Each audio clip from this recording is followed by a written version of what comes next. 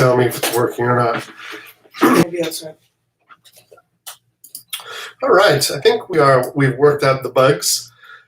COVID-19 and all the technology. It's crazy. So thank you for those that are just kind of joining us. And welcome to this epic adventure in Shakespeare, my one-person reading of Henry V. My history with this play goes back many years and many productions. And tonight I'm reading to commemorate the production of Henry V that we did as the inaugural show of the Shakespeare Company in Calgary, Alberta, Canada. And that was 25 years ago. And we're excited to say that TSC is still going strong, but with the real challenges of COVID-19, they need our support. So during tonight or in the next couple of days, please visit www.soulandbliss.com to donate to the Shakespeare Company and to keep theater alive and well.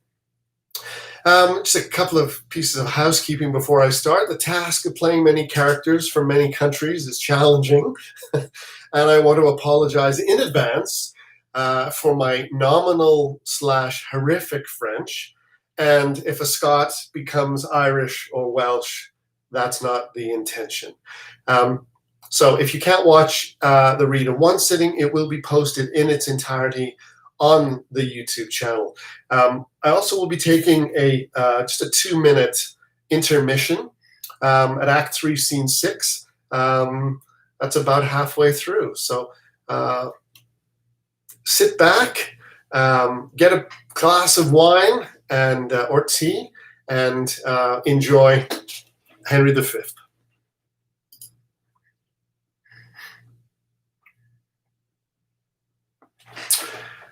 Henry V by William Shakespeare. Enter chorus as prologue. Oh, for a muse of fire that would ascend the brightest heaven of invention. A kingdom for a stage, princes to act and monarchs to behold the swelling scene.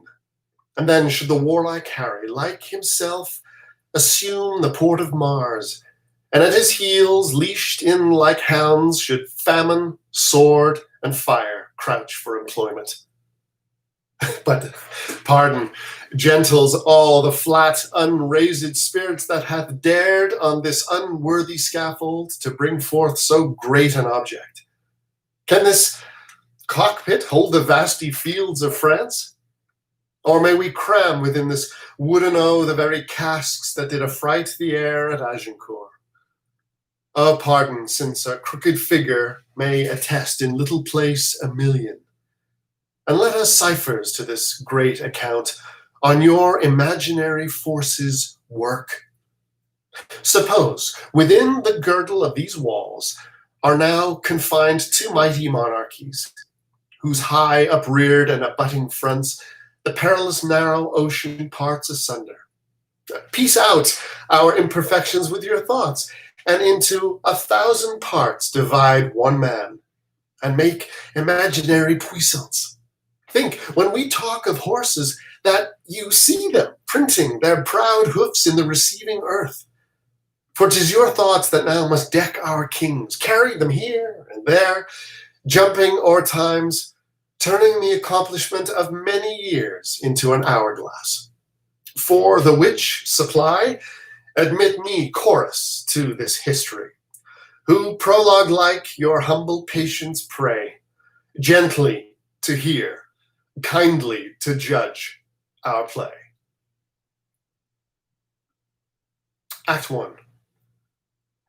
Enter the 2 bishops of Canterbury and Ely. My lord, I'll tell you that self-bill is urged, which in the 11th year of the last king's reign was like, and had indeed against us passed, but that the scambling and unquiet time did push it out of farther question. But how, my lord, shall we resist it now? It must be thought on. If it pass against us, we lose the better half of our possession. For all the temporal lands which men devout by testament had given to the church would they strip from us, being valued thus, as would maintain to the king's honour full 15 earls and 1,500 knights, 6,200 good esquires, and to relief of lazars and weak age, of indigent faint souls past corporal toil, 100 almshouses right well supplied. And to the coffers of the king besides, 1,000 pounds by the year. Thus runs the bill. This would drink deep. 'Twould drink the cup and all. But what prevention? The king is full of grace and fair regard, and a true lover of the holy church. The courses of his youth promised it not. The breath no sooner left his father's body, but that his wildness, mortified in him, seemed to die too. Yea, at that very moment, consideration like an angel came and whipped the offending Adam out of him, leaving his body as a paradise to envelop and contain celestial spirits. Never was such a sudden scholar made, and never came reformation in a flood with such a heady current scouring faults, nor never hydra-headed willfulness so soon did lose his seat, and all at once, as in this king. We are blessed in the change. Hear him but reason in divinity, and all admiring with an inward wish you would desire the king were made a prelate. Hear him debate of commonwealth affairs. You would say it hath been all in all his study. List his discourse of war, and you shall hear a fearful battle rendered you in music. Turn him to any cause of policy, the Gordian knot of it he will unloose. Familiar as his garter, that when he speaks, the air, a chartered libertine, is still, and the mute wonder lurketh in men's ears to steal his sweet and honeyed sentences. So that the art and practic part of life must be the mistress to this theoric, which is a wonder how his grace should glean it, since his addiction was to courses vain, his companies unlettered, rude, and shallow, his hours filled up with riots, banquets, sports, and never noted in him any study, any retirement, any sequestration from open haunts and popularity. The strawberry grows underneath the nettle, and wholesome berries thrive and ripen best, neighbored by fruit of baser quality. And so the prince obscured his contemplation under the veil of wildness, which no doubt grew like the summer grass, fastest by night, unseen yet crescive in its faculty. It must be so, for miracles are ceased, and therefore we must needs admit that means how things are perfected. But, my good lord, how now for mitigation of this bill, urged by the commons? Doth his majesty incline to it, or no? He seems indifferent, or rather swaying more upon our part than cherishing the exhibitors against us. For I've made an offer to his majesty upon our spiritual convocation, and in regard of causes now in hand, which I have opened to his grace at large, as touching France to give a greater sum than ever at one time the clergy yet did to his predecessors part withal. How did this offer seem received, my lord, with good acceptance of his majesty?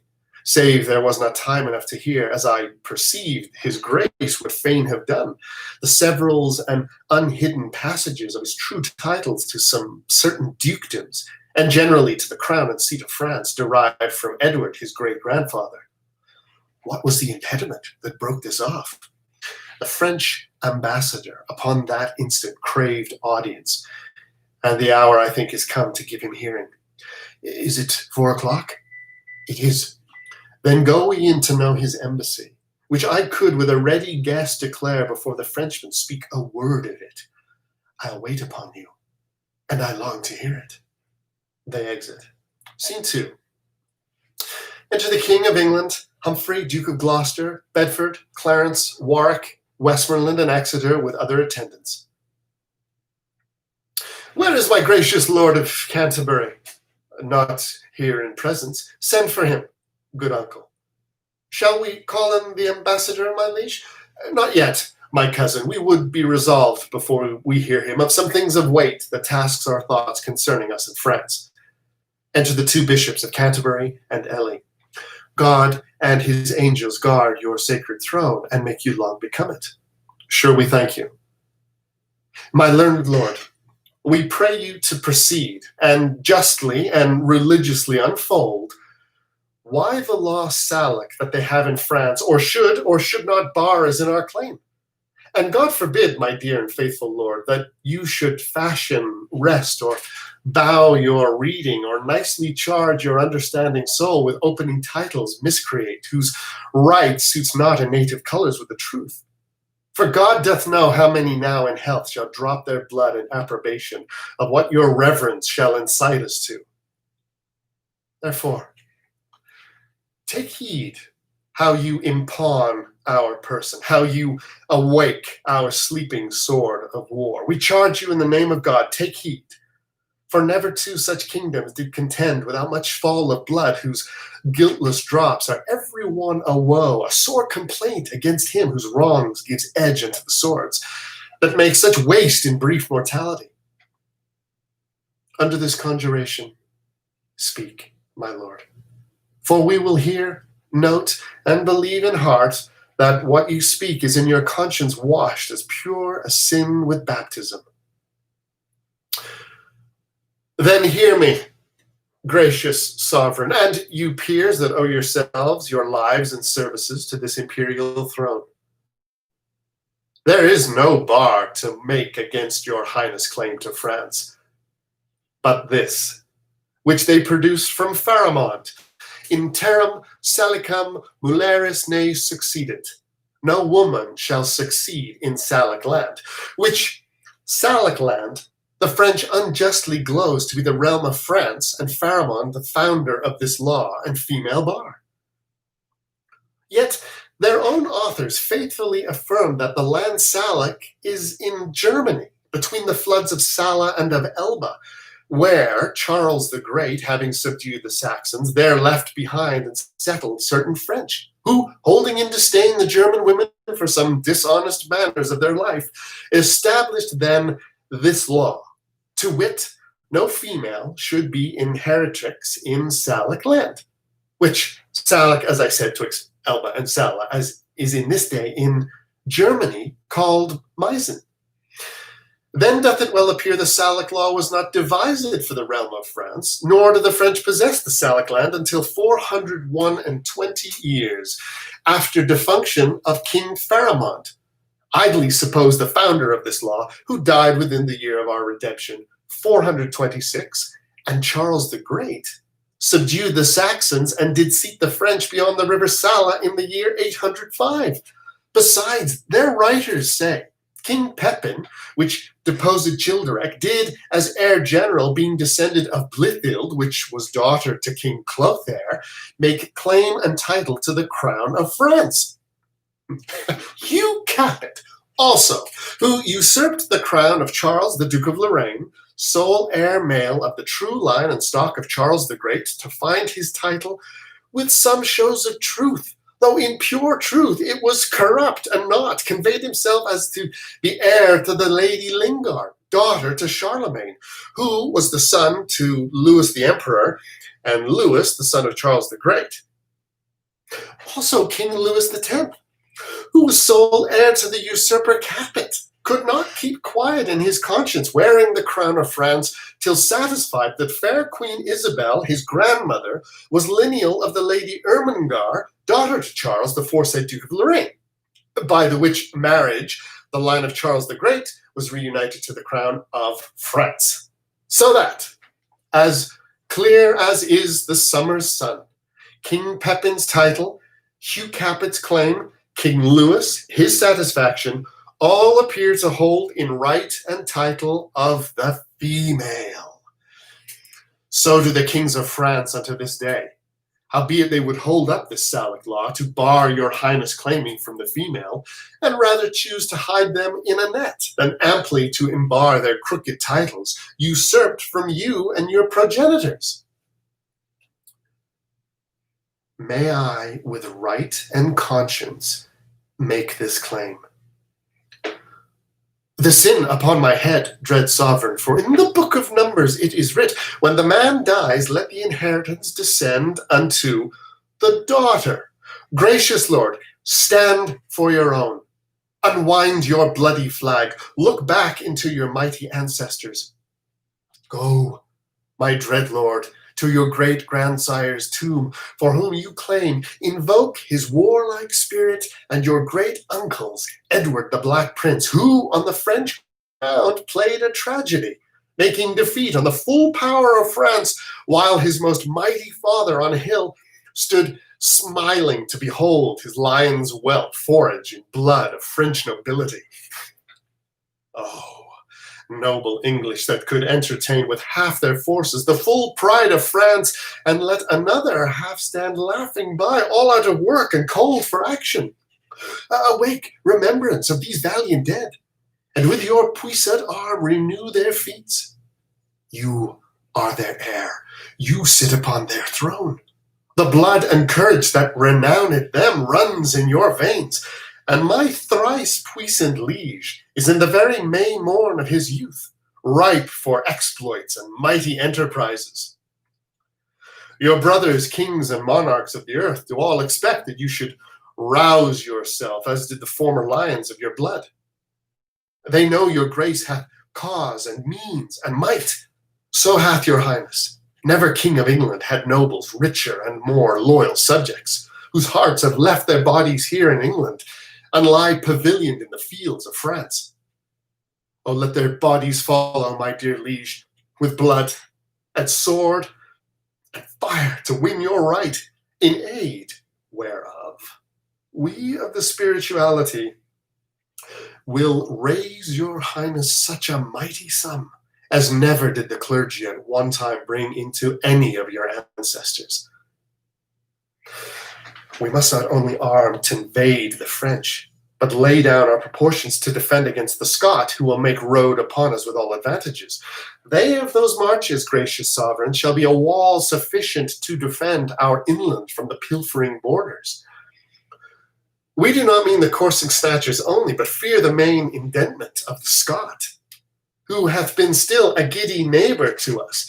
For you shall read that my great-grandfather never went with his forces into France, but that the Scot, on his unfurnished kingdom, came pouring like the tide into a breach, with ample and brimfulness of his force, galling the gleaned land with hot assays, girding with grievous siege castles and towns, that England, being empty of defence, hath shook and trembled at the ill neighbourhood.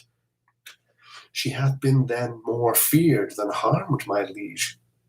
For hear her but exampled by herself, when all her chivalry had been in France.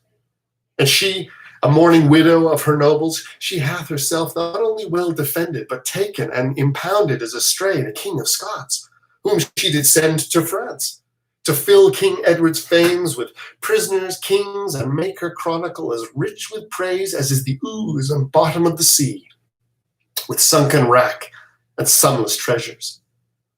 But there's a saying very old and true. If that you will France win, then with Scotland first begin. For once the eagle England being in prey to her unguarded nest, the weasel Scot comes sneaking and so sucks her princely eggs, playing the mouse in absence of the cat to tame and havoc more than she can eat. It follows then the cat must stay at home, yet that is but a crushed necessity, since we have locks to safeguard necessaries and pretty traps to catch the petty thieves. While that the armed hand doth fight abroad, the advised head defends itself at home. For government, though high and low and lower, put into parts doth keep in one consent, congreeing in a full and natural close like music. Therefore, both heaven divide the state of man in divers functions, setting endeavour in continual motion, to which is fixed as an aim or but obedience. For so work the honeybees, creatures that by a rule in nature teach the act of order to a peopled kingdom. They have a king and officers of sorts, where some like magistrates correct at home, others like merchants venture trade abroad. Others like soldiers, armed in their stings, and boot upon the summer's velvet buds, which pillage they with merry march bring home to the tent royal of their emperor, who, busied in his majesty, surveys the singing masons building roofs of gold, the civil citizens kneading up the honey, the poor mechanic porters crowding in their heavy burdens at his narrow gate, the sad-eyed justice with his surly hum, delivering o'er to executors pale the lazy yawning drone. Aye, this infer that many things, having full reference to one consent, may work contrariously, as many arrows lucid several ways come to one mark, as many ways meet in one town, as many fresh streams meet in one salt sea, as many lines close in the dial center, so may 1,000 actions once afoot end in one purpose and be all well borne without defeat. Therefore, to France, my liege, divide your happy England into 4, whereof take you 1/4 into France, and you withal shall make all Gallia shake. If we, with thrice such powers left at home, cannot defend our own doors from the dog, let us be worried, and our nation lose the name of hardiness and policy. Call in the messengers sent from the Dauphin. Now are we well resolved, and by God's help and yours, the noble sinews of our powers, France being ours, will bend it to our awe, or break it all to pieces. Or there will sit ruling in large and ample empery o'er France and all her almost kingly dukedoms, or lay these bones in an unworthy urn, tombless with no remembrance over them. Either our history shall with full mouth speak freely of our acts, or else our grave, like Turkish mute, shall have a tongueless mouth, not worshipped with a waxen epitaph. Enter the ambassadors of France. Now are we well prepared to know the pleasure of our fair cousin Dauphin, for we hear your greeting is from him, not from the king. May it please your majesty to give us leave freely to render what we have in charge, or shall we sparingly show you far off the Dauphin's meaning and our embassy? Well, we are no tyrant, but a Christian king, unto whose grace our passion is as subject as is our wretches fettered in our prisons. Therefore, with frank and with uncurbed plainness, tell us the Dauphin's mind. Thus then, in few, your highness, lately sending into France, did claim some certain dukedoms in the right of your great predecessor, King Edward III, in answer of which claim the prince, our master, says that you savor too much of your youth, and bids you be advised there's naught in France that can be with a nimble galliard one. You cannot revel into dukedoms there.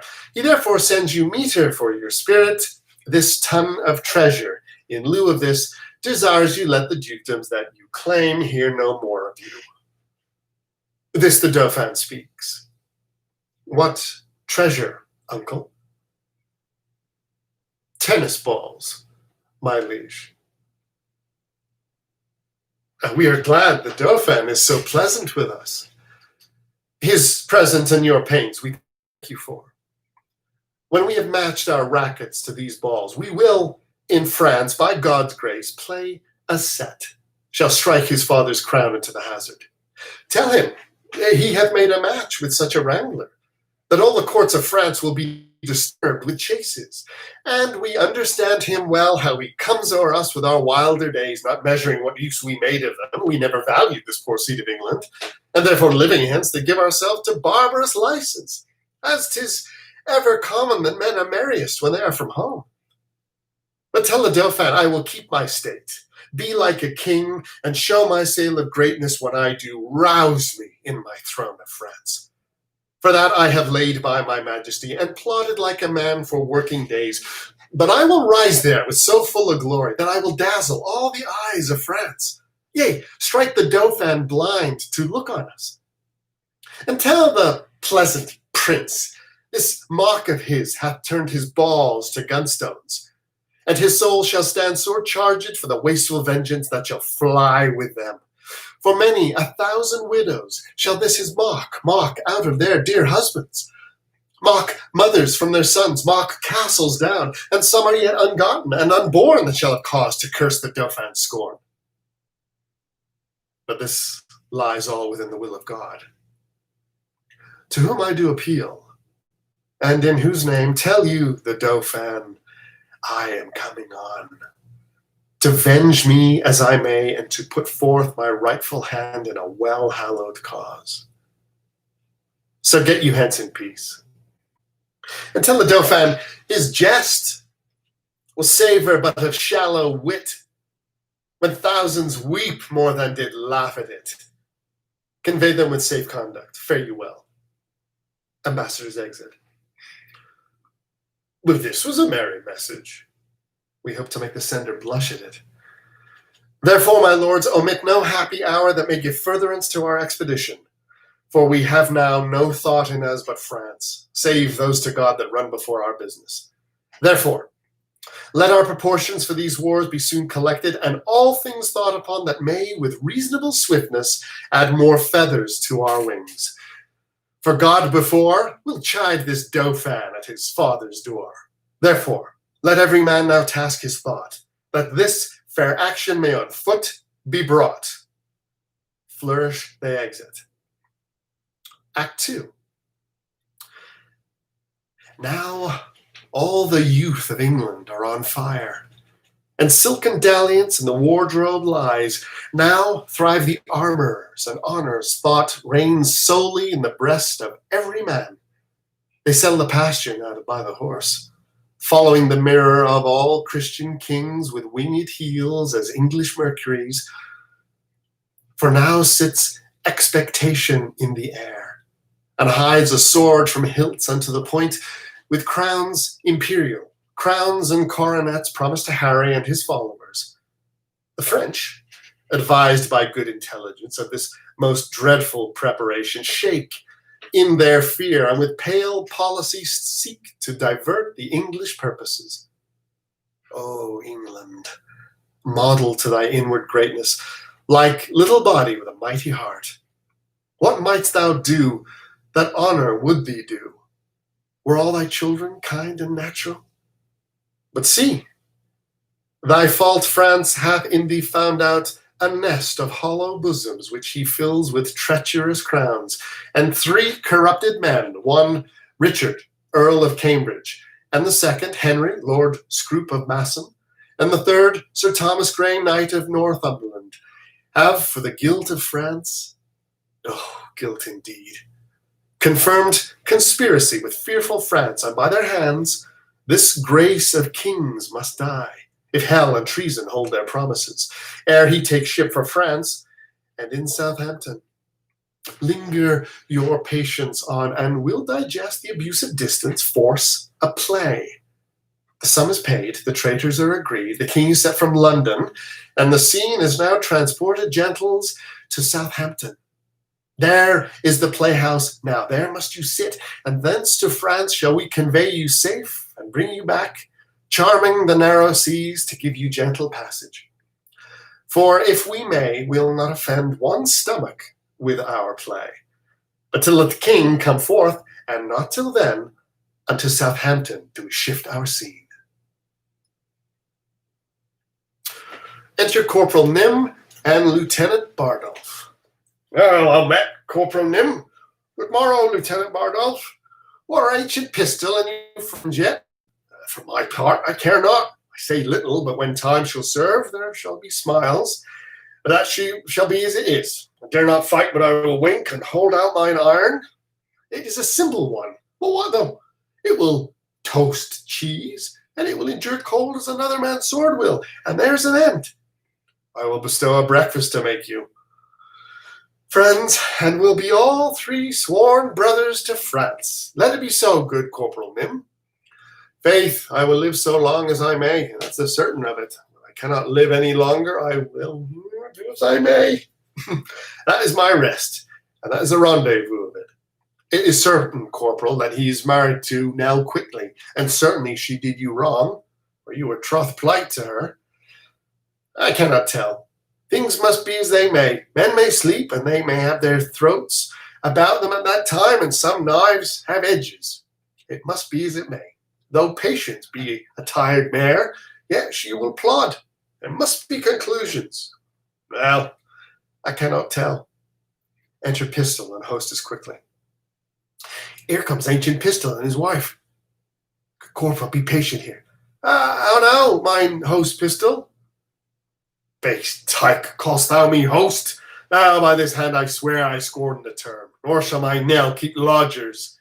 No, by my troth, not long, for we cannot lodge and board a dozen or 14 gentlewomen that live honestly by the prick of their needles, but it would be thought we keep a bawdy house straight. Nym and Pistol draw their swords. Oh, well a day, lady, if it not be hewn now, we shall see wilful adultery and murder committed. Good lieutenant, good corporal, offer nothing here. Pish! Pish for thee, Iceland dog, thou prick-eared cur of Iceland. Good Corporal Nym, show thy valour, put up thy sword. Will you shog off? Oh, I would have you solus. Solus, egregious dog. Oh, viper vile, the solus in thy most marvellous face, the solus in thy teeth, and in thy throat, and in thy hateful lungs, yea, in thy maw, purdy, and which is worse, within thy nasty mouth. I do retort the solace in thy bowels, for I can take, and Pistol's cock is up, and flashing fire will follow. I am not Barbazon, you cannot conjure me. I have a humour to knock you indifferently well.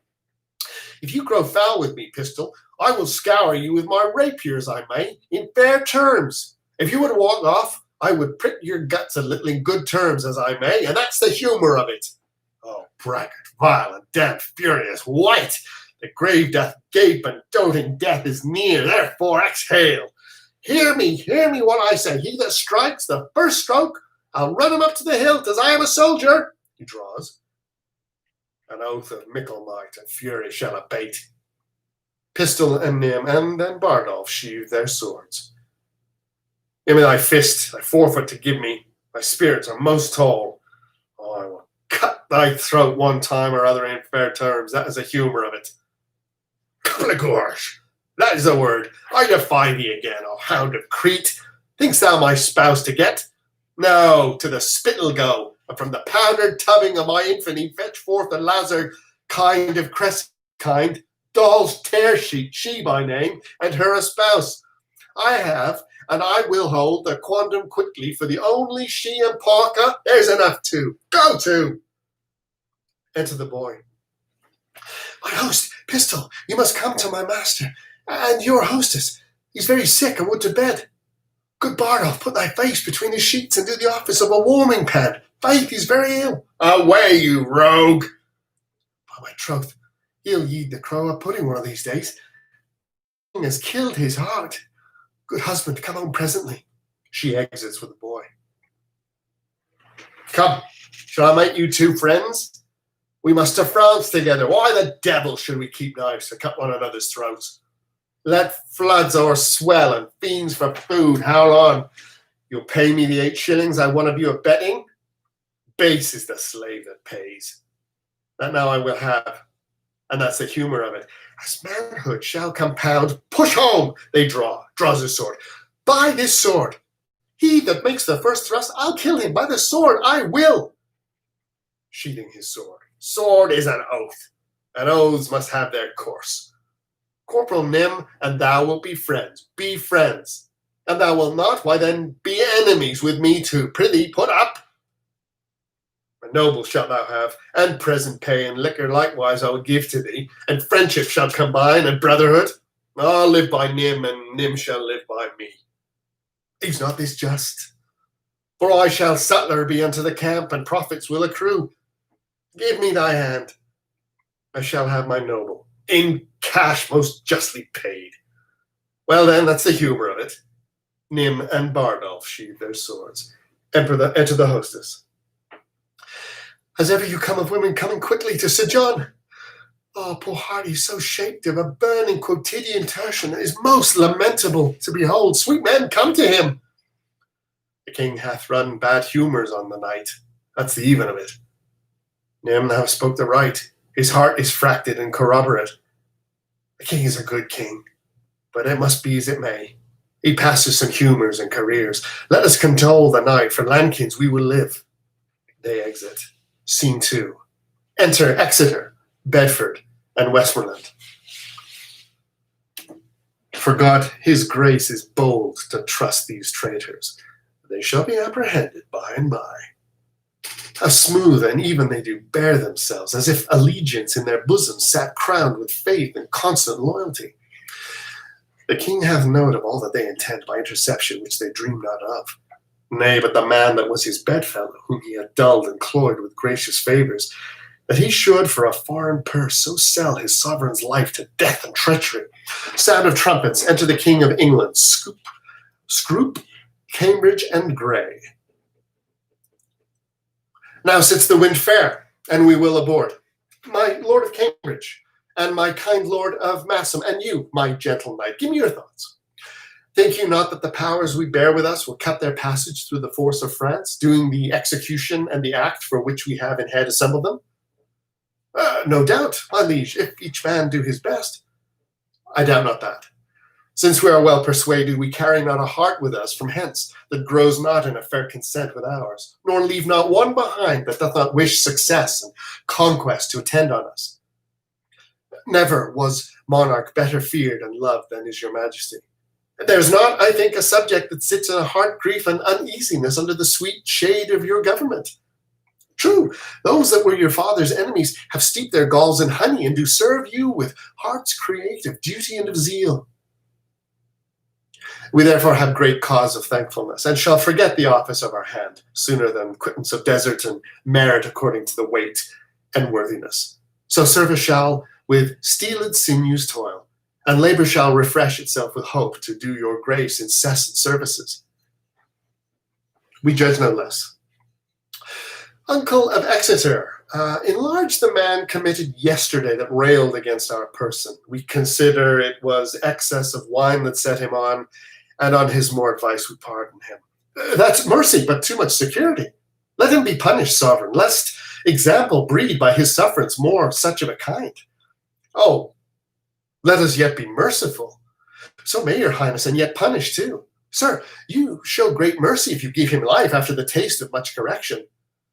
Alas, your too much love and care of me are heavy arisons against this poor wretch. If little faults proceeding on distemper shall not be winked at, how shall we stretch our eye when capital crimes, chewed, swallowed, and digested, appear before us? We'll yet enlarge that man, though Cambridge, Scroop, and Grey, in their dear care and tender preservation of our person, would have him punished. And now to our French causes. Who are the late commissioners? I, one, my lord, your highness bade me ask for it today. So did you, my liege, and I, my royal sovereign, giving them papers. Then Richard, Earl of Cambridge, there is yours. There yours, Lord Scroop of Massam, and Sir Knight Grey of Northumberland, the same is yours. Read them, and know, I know your worthiness. My lord of Westmoreland and Uncle Exeter, we will aboard tonight. Why, how now, gentlemen? What see you in those papers that you lose so much complexion? Look you how they change. Their cheeks are paper. Why, what read you there that have so cowarded and chased your blood out of appearance? I do confess my fault and do submit me to your highness' mercy, to which we all appeal. The mercy that was quick in us but late by your own counsel is suppressed and killed. You must not dare for shame to talk of mercy. For your own reasons turn into your bosoms as dogs upon their masters, worrying you. See you, my princes and my noble peers, these English monsters.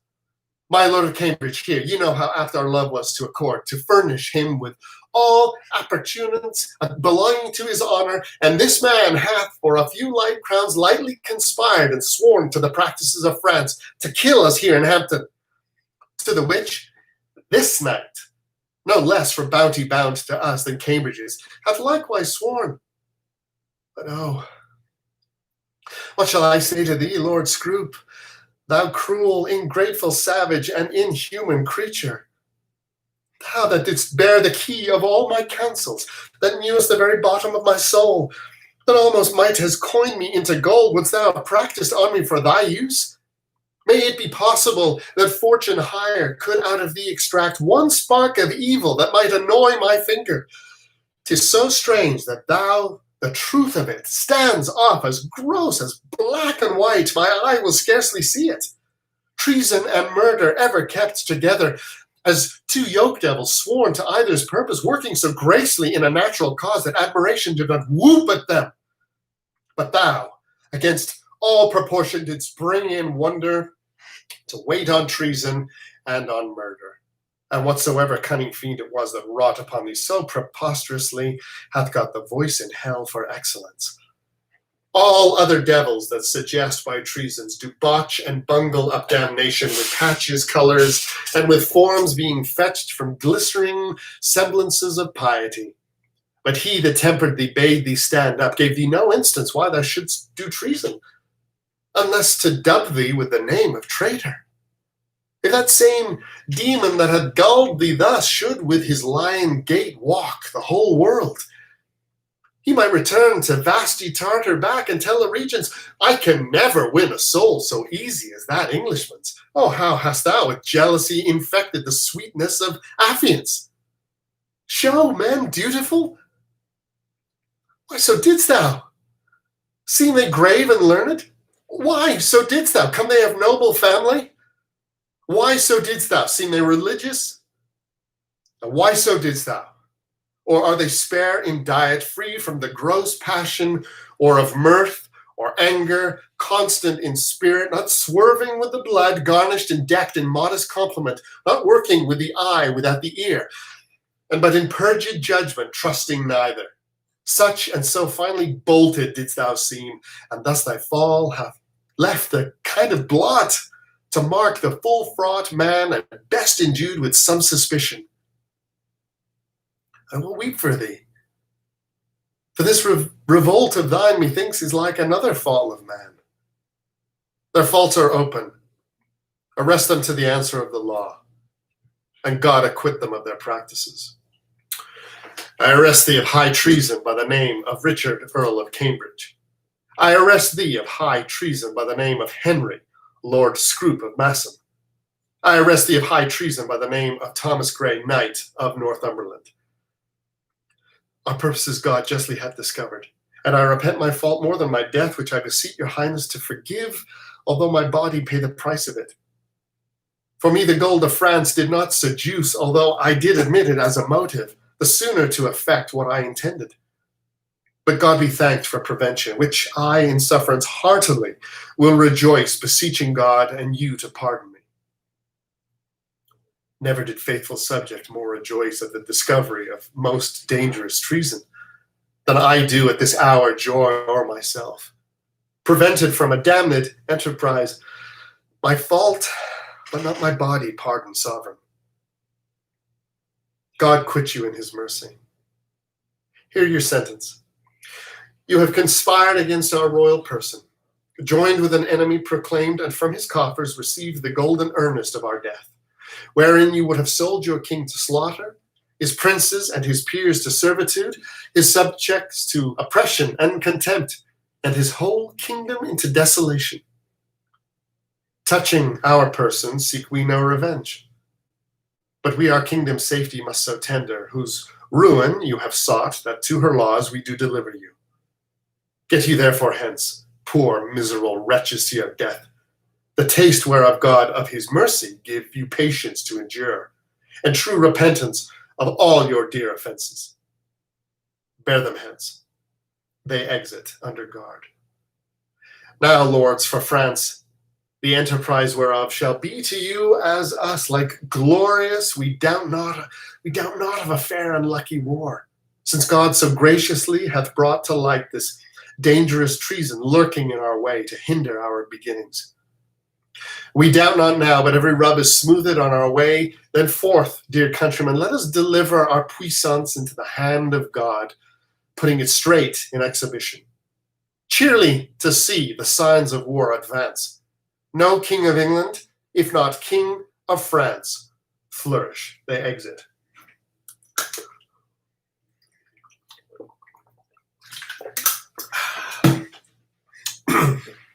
Scene 3. Enter Pistol, Nym, Bardolph, boy, and hostess. Prithee, honey, sweet husband, let me bring thee the stains. No, for my manly heart doth earn. Bardolph, be blight.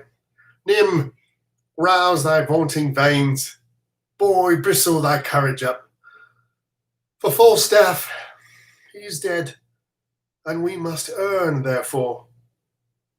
Would I were with him, wheresoever he is, either in heaven or in hell. Nay, sure, he's not in hell. He's in Arthur's bosom, if ever a man went to Arthur's bosom. He made a finer end and went away, and it had been any Christendom child. He parted even just between 12 and 1, even at the turning of the tide, for after I saw him fumble with the sheets and play with flowers and smiles upon his finger's end, I knew there was but one way, for his nose was as sharp as a pen, and he talked of green fields. How now, Sir John? Quoth I. What man be of good cheer? So he cried out, God, God, God, 3 or 4 times. Now I, to comfort him, bid him he should not think of God. I hoped there was no need to trouble himself with any such thoughts yet. So he bade me lay more clothes on his feet. I put my hand into the bed and felt them, and they were as cold as any stone. And then I felt to his knees, and so upward, and all was as cold as any stone. They say he cried out of sack. Aye, that he did. And of women? Nay, that he did not. Yes, that he did. And he said there were devils incarnate. Well, we could never abide carnation. It was a colour he never liked. He said once the devil would have him about women. He did in some sort indeed handle women, but then he was rheumatic and talked of the whore of Babylon. Do you not remember? He saw a flea stick upon Bardolph's nose, and he said it was a black soul burning in hell. Well, the fuel is gone that maintained that fire. That's all the riches I got in his service. Shall we shog? The king will be gone from Southampton. Come, let's away. My love, give me thy lips, a kiss. Look to my chattels and my movables. Let senses rule. The word is pitch and pay. Trust none, for oaths are straws, men fade the wafer cakes, and hold fast as the only dog, my duck. Therefore, Cavetto be thy counsellor. Go, clear thy crystals. Yoke fellows in arms, let us to France, like horse leeches, my boys, to suck, the very, very blood to suck. And that's but unwholesome food, they say. Touch her soft mouth and march. Farewell, hostess. Kisses. Let huswifery appear. Keep close, I thee command. Farewell. Adieu. Scene 4. Flourish. Enter the French king, the Dauphin, the Dukes of Berry and Brittany, the Constable, and others. Thus come the English with full power upon us, and more carefully it is us concerns to answer royally in our defences. Therefore, the Dukes of Berry and of Brittany, of Brabant and of Orleans shall make forth, and you, Prince Dauphin, with all swift dispatch to line and new repair our towns of war with men of courage and with means defendant. For England his approaches makes as fierce as waters to the sucking of a gulf. It fits us then to be as provident as fear may teach us out of late examples left by the fatal and neglected English upon our fields. My most redoubted father, it is most meet we arm us against the foe, for peace itself should not so dull a kingdom. Though war nor now no known quarrel were in question, but that defences, musters, preparations should be maintained, assembled, and collected as were a war in expectation. Therefore, I say, 'tis meet we all go forth to view the sick and feeble parts of France, and let us do it with no show of fear. No, with no more than if we heard that England were bruised with a Whitsun Morris dance. She is so idly kinged, her sceptre so fantastically borne, by a vain, giddy, shallow, humorous youth that fear attends her not. Oh, peace, Prince Dauphin. You are too much mistaken in this king. Question your grace, the late ambassadors, with what great state he heard their embassy. how well supplied with noble counselors, how modest in exception, and withal how terrible in constant resolution. And you shall find his vanities forespent were but the outside of the Roman Brutus, covering discretion with a coat of folly, as gardeners do with ordered hide those roots that shall first spring and be most delicate. It's not so, my Lord High Constable, but though we think it is so, it is no matter. In cases of defense, 'tis best to weigh the enemy more mighty than he seems, so the proportions of defense are filled, which of a weak and miserly projection doth like a miser spoil his coat with scanting a little cloth. Think we King Harry strong, and princes look you strongly armed to meet him. The kindred of him hath been fleshed upon us, and he is bred out of that bloody strain that haunted us in our familiar paths. Witness our too much memorable shame when Cressy battle fatally was struck, and all our princes captivated by the hand of that black name Edward, Black Prince of Wales. Whiles that his mountain sire on mountain standing up in the air, crowned with the golden sun, saw his heroical seed and smiled to see him mangle the work of nature and deface the patterns that by God and by French fathers had 20 years been made. This is a stem of that victorious stock, and let us fear the native mightiness and fate of him. Enter a messenger. Ambassadors from Harry, King of England, do crave admittance to your majesty. Well, give them present audience. Go and bring them. You see, this chase is hotly followed, friends.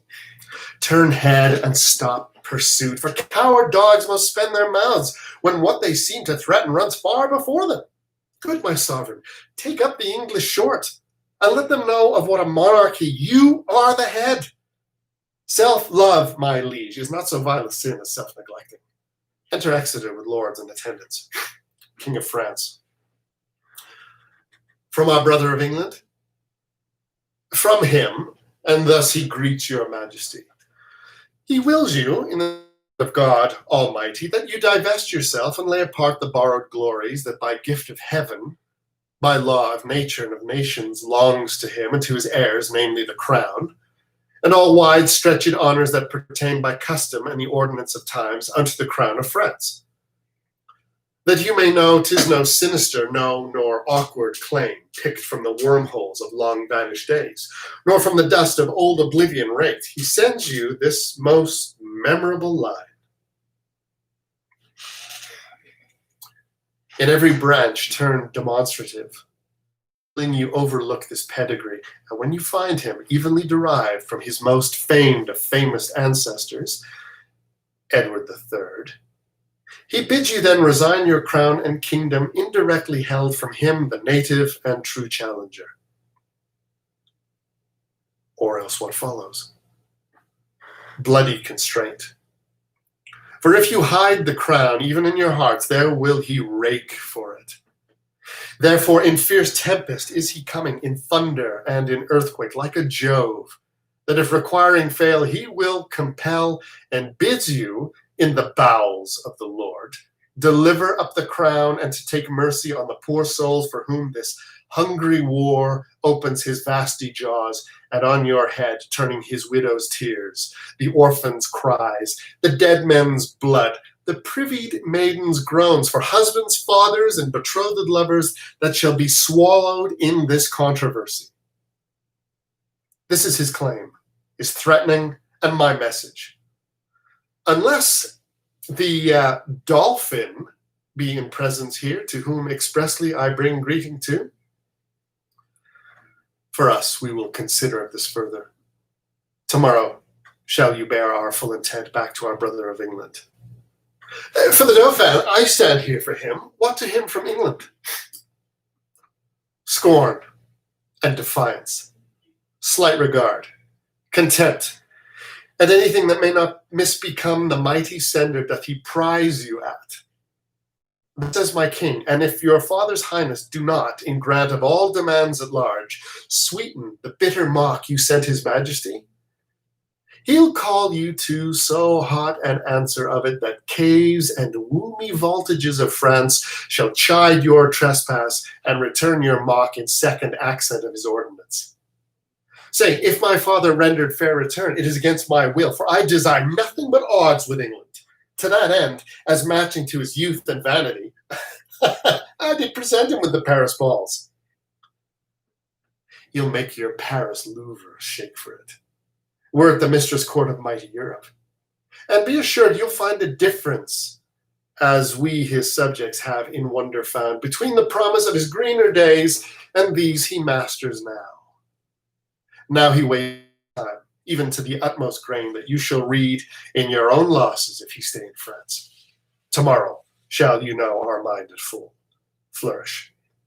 Dispatch us with all speed, lest that our king come here himself to question our delay, for he is footed in this land already. You shall be soon dispatched with fair conditions. A night is but small breath and little pause to answer matters of this consequence. They exit.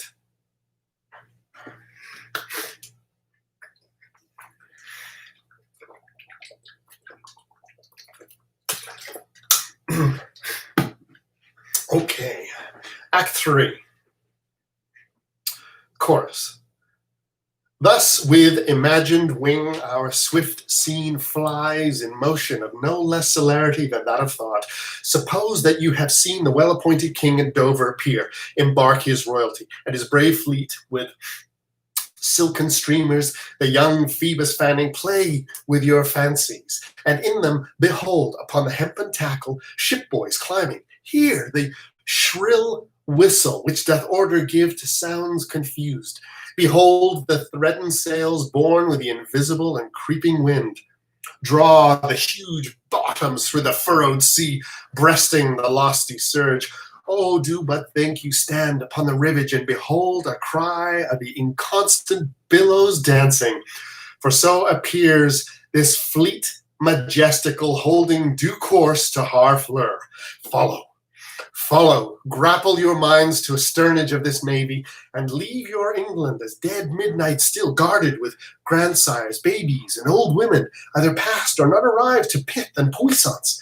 For who is he whose chin is but enriched with one appearing hair that will not follow these culled and choice-drawing cavaliers to France? Work your thoughts, and therein see a siege. Behold the ordnance on their carriages, with fatal mouths gaping on girded Harfleur.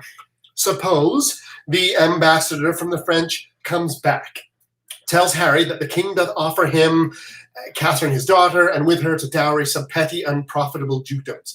The offer lights not, and the nimble gunner with linstock now the devilish cannon touches. Alarm and chambers go off, and down goes all before them. Still be kind, and eke out our performance with your mind.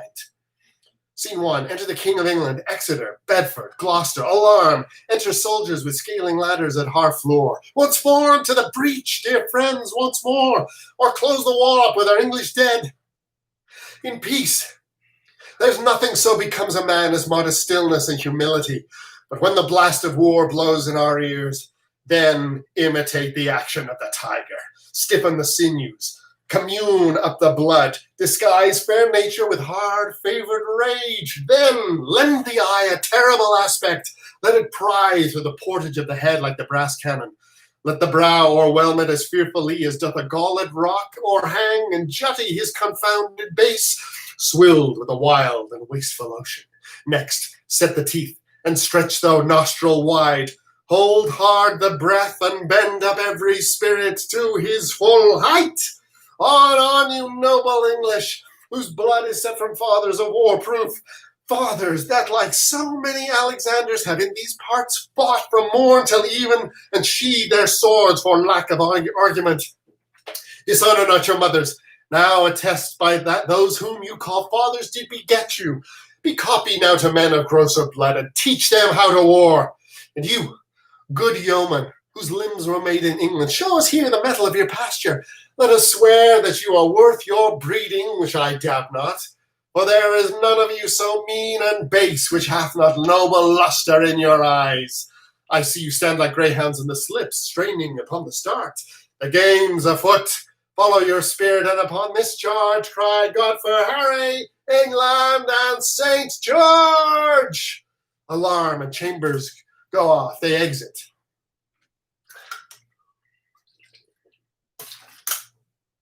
Scene 2. Enter Nym, Bardolph, Pistol, and Boy. On, to the breach, to the breach. Pray thee, corporal, stay, the knocks are too hot, and for mine own part I have not a case of lives. The humour of it is too hot, a very plain song of it. The plain song is most just, for humours do abound. Knocks go and come, God's vassals drop and die, and sword and shield in bloody field doth win immortal fame. Would I were in an alehouse in London, I would give all my fame for a pot of ale and safety. If wishes would prevail with me, my purpose should not fail with me, but thither would I hie, as duly but not as truly as bird that sing on bough. Enter Fluellen. Up to the breach, you dogs, avaunt, you cullions. Be merciful, great Duke, to men of mould. Abate thy rage, abate thy manly rage. Abate thy rage, great Duke. Oh, good ballcock, abate thy rage. Use lenity, sweet chuck. These be good humours, your honour. Wins bad humours. Exit all but the boy. As young as I am, I have observed these three swashers. I am boy to them all three, but all they three, though they would serve me, could not be man to me. For indeed three such antics do not amount to a man. For Bardolph, he is white-livered and red-faced by the means whereof he faces it out, but fights not. For Pistol, he hath a killing tongue, and a quiet sword by the means whereof he breaks words and keeps whole weapons. For Nym, he hath heard that men of few words are the best men, and therefore he scorns to say his prayers, lest he should be thought a coward. But his few bad words are matched with his few good deeds, for he never broke any man's head but his own, and that was against a post when he was drunk. They will steal anything and call it purchase. Bardolph stole a lute case, bore it 12 leagues, and sold it for 3 halfpence. Nym and Bardolph are sworn brothers in filching, and in Calais they stole a fire shovel. I knew by that piece of service the men would carry coals. They would have me as familiar with men's pockets as their gloves or their hankers, which makes much against my manhood. I should take from another pockets to put into mine, for it is plain pocketing up of wrongs. I must leave them and seek some better service. Their villainy goes against my weak stomach, and therefore I must cast it up. He exits. Enter Fluellen and Gower. Captain Fluellen, you must come presently to the mines. The Duke of Gloucester would speak with you. To the mines? Tell you the Duke is not so good to come to the mines, for, look you, the mines is not according to the disciplines of the war. The concavities of it is not sufficient, for, look you, the adversary you may discuss unto the Duke, look you, is digged himself 4 yards under the countermines. By Jesu, I think he will plough up all if there is no better directions.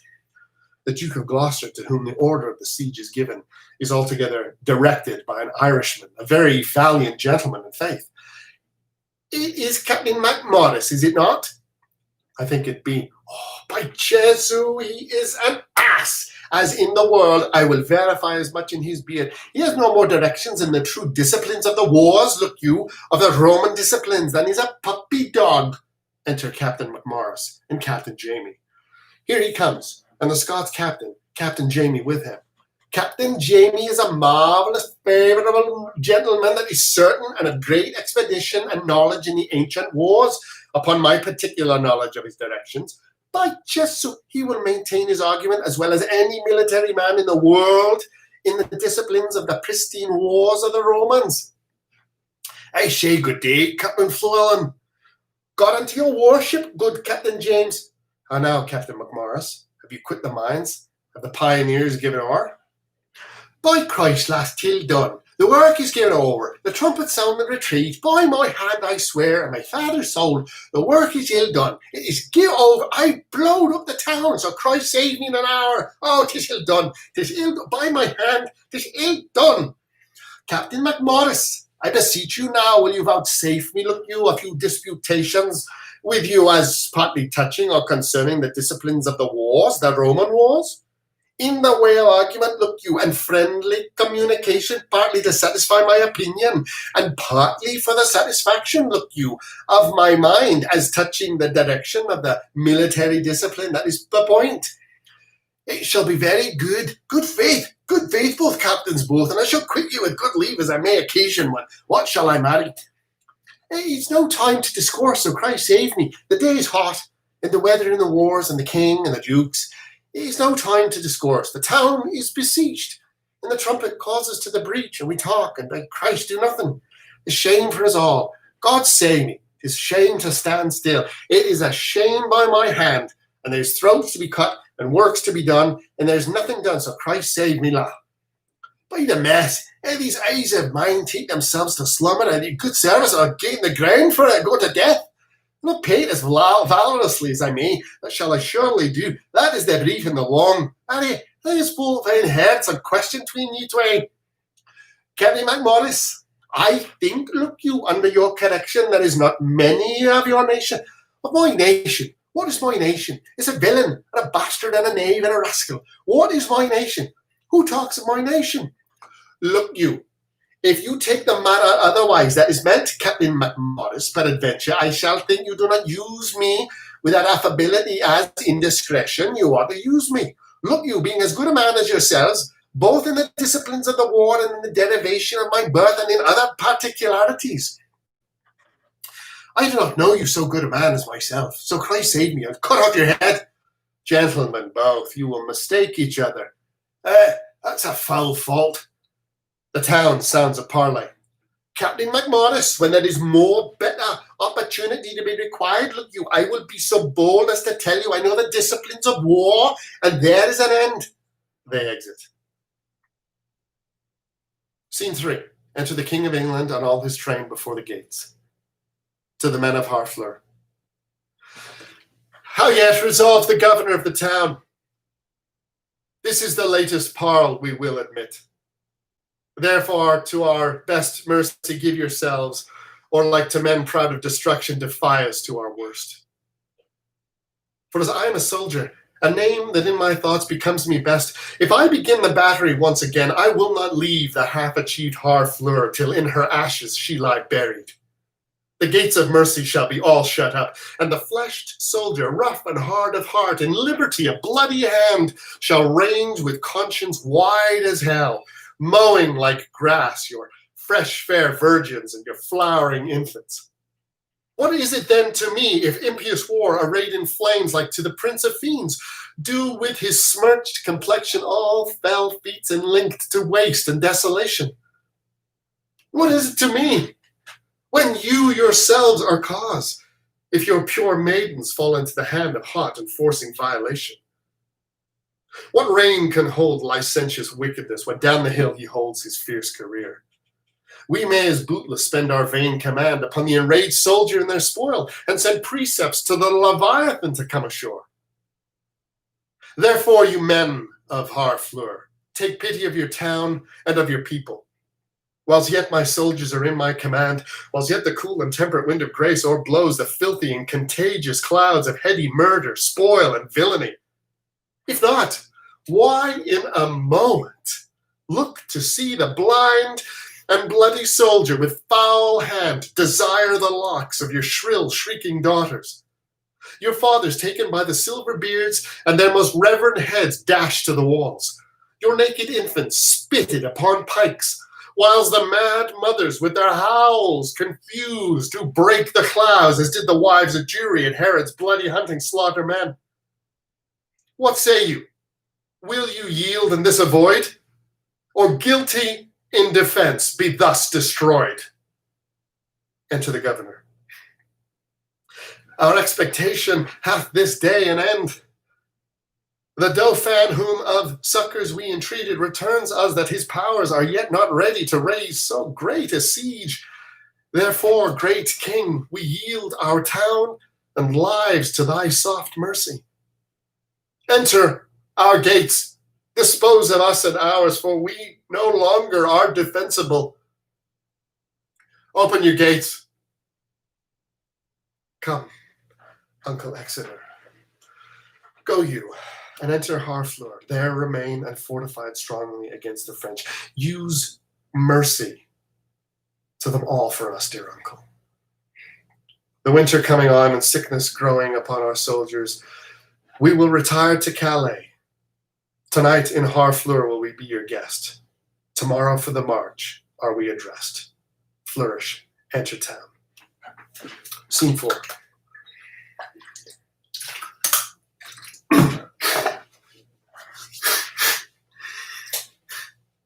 Enter Catherine and Alice, an old gentlewoman.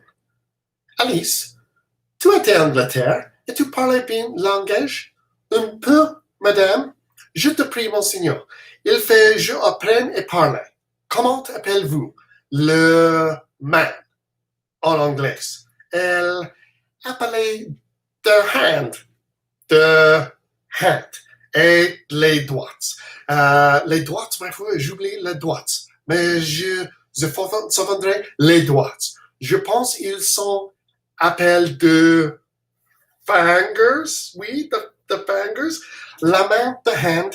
Les doigts, les fingers. Je pense que je suis bon écolier. J'ai gagné 2 de anglais vitement. Comment avez-vous? Les Anglais, nous les appelons the Niles.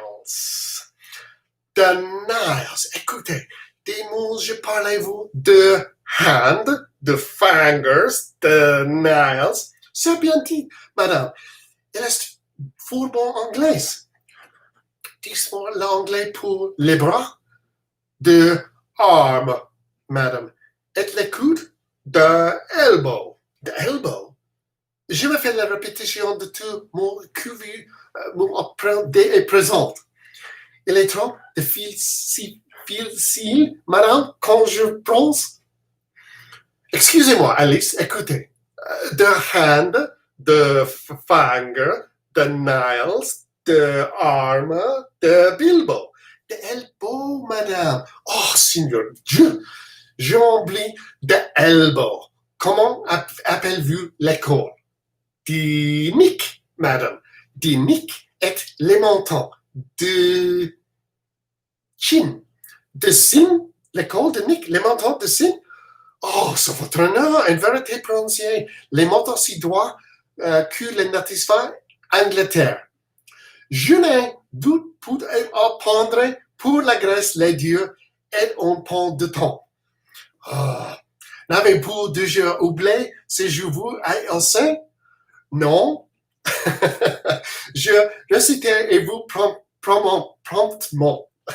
The hand, the fingers, the nails, the nails, madame, the nails, the arm, the elbow, c'est votre nom, the elbow, ainsi de jus, the elbow, the nick, the sin. Comment avez-vous la pierre et la robe? Les foot, madame, et les comptes. Les foot et les comptes? Oh, Seigneur Dieu! Ils sont les morceaux de mon vie corruptible, grosse et impudique, et non pour les dames honneur de user. Je devrais prononcer et monte dans les seigneurs de France, pourtant les montes, fou, les foot et les comptes. Néanmoins, la récitière est entre fous, mais les ensemble de hand, de fingers, de nails, de arm, de elbow, de nick, de signe, de foot, les count. Excellente, madame. Si est pour vous une fois, allons-nous et dîner. They exit. Sorry about that. Scene 5. Enter the King of France, the Dauphin, the Duke of Brittany, the Constable of France, and others. 'Tis certain he hath passed the river Somme. And if he be not fought withal, my lord, let us not live in France. Let us quit all and give our vineyards to a barbarous people. Oh, du vivant, shall a few sprays of us, the emptying of our father's luxury, our scions put in wild and savage stock, spurt up so suddenly into the clouds and overlook their grafters? Normans, but bastard Normans, Norman bastards, more to ma vie. If they march along unfought withal, but I will sell my dukedom to buy a slobbery and a dirty farm in that nook-shotten isle of Albion. Dieu de bataille! Where have they this metal? Is not their climate foggy, raw, and dull, on whom as in despite the sun looks pale, killing their fruit with frowns? Can sodden water a drench for sure-range jades their barley broth decoct their cold blood to such valiant heat? And shall our quick blood, spirited with wine, seem frosty? Oh, for honour of our land, let us not hang like roping icicles upon our houses' thatch, whilst a more frosty people sweat drops of gallant youth in our rich fields. Poor we may call them in their native lords. By faith and honour, our madams mock at us, and plainly say our metal is bred out, and they will give their bodies to the lust of English youth to the new store France with bastard warriors. They bid us to the English dancing schools and teach la voltas high and sweet coranto, saving our grace is only in our heels, and that we are most lofty runaways. Where is Montjoy the herald? Speed him hence. Let him greet England with our sharp defiance. Up, princes, and with spirit of honoured edge, more sharper than your swords, hie to the field. Charles de la Breth, High Constable of France, you dukes of Orleans, Bourbon, and of Berry, Alençon, Brabant, Bar, and Burgundy, Jacques Chantillon, Ramburs, Vendôme, Beaumont, Grand Pré, Roussy, and Falconbridge, Foy, Lestrade, Boucicaut, and Charleroi, high dukes, great princes, barons, lords, and knights, for your great seats now quit you of great shames. Bar Harry, England, that sweeps through our land with pennants painted in the blood of Harfleur. Rush on his host, as doth the melted snow upon the valleys whose low vassal seat the Alps doth spit and void his room upon. Go down upon him, you have power enough, and in a captive chariot into Rouen bring him our prisoner. This becomes the great. Sorry am I his numbers are so few, his soldiers sick and famished in their march, for I am sure when he shall see our army, he'll drop his heart into the sink of fear, and for achievement offer us his ransom. Therefore, Lord Constable, haste on Montjoy, and let him say to England that we send to know what willing ransom he will give. Prince Dauphin, you will stay with us in Rouen. Well, not so, I do beseech your majesty. Be patient. You shall remain with us. Now forth, Lord Constable and princes all, and quickly bring us word of England's fall. They exit. Scene 6. Enter captains English and Welsh, Gower, and Fluellen. And now, Captain Fluellen, come you from the bridge? I assure you there is very excellent services committed at the bridge. Is the Duke of Exeter safe? The Duke of Exeter is as magnanimous as Agamemnon, and a man that I love and honour with my soul and my heart and my duty and my life and my living and my utmost power. He is not, God be praised and blessed, any hurt in the world, but keeps the bridge most valiantly with excellent discipline. There is an ancient lieutenant there at the bridge, I think in my very conscience. He is as valiant a man as Mark Antony, and he is a man of no estimation in the world, but I do see him do as gallant service. What do you call him? He's called Ancient Pistol. I know him not. Here is the man. Captain, I thee beseech to do me favours. The Duke of Exeter doth love thee well. Aye, I praise God, and I have merited some love at his hands. Bardolph, a soldier firm and sound of heart, and a buxom valour hath by cruel fate and giddy fortune's furious fickle wheel that God is blind, that stands upon the rolling restless star. By your patience, Ancient Pistol, fortune is patient, painted blind, with a muffler afore her eyes to signify to you that fortune is blind. And she's painted also with a wheel to signify to you, which is the moral of it, that she is turning and inconstant and mutable and variant, and her foot, look you, is fixed upon a spherical stone which rolls and rolls and rolls. In good truth, the poet makes a most excellent description of it. Fortune is an excellent moral. Fortune is Bardolph's foe and frowns on him. For he has stolen a pax, and hanged must he be, a damned death. Let gallows gate for dog, let man go free, and let not hemp his windpipe suffocate. But Exeter shall give in the doom of death for packs of little price. Therefore go speak. The Duke will hear thy voice, and let not Bardo's vital thread be cut with edge of penny cord and vile reproach. Speak, captain, for his life, and I will thee requite. Ancient pistol, I do partly understand your meaning. Well, I then rejoice, therefore.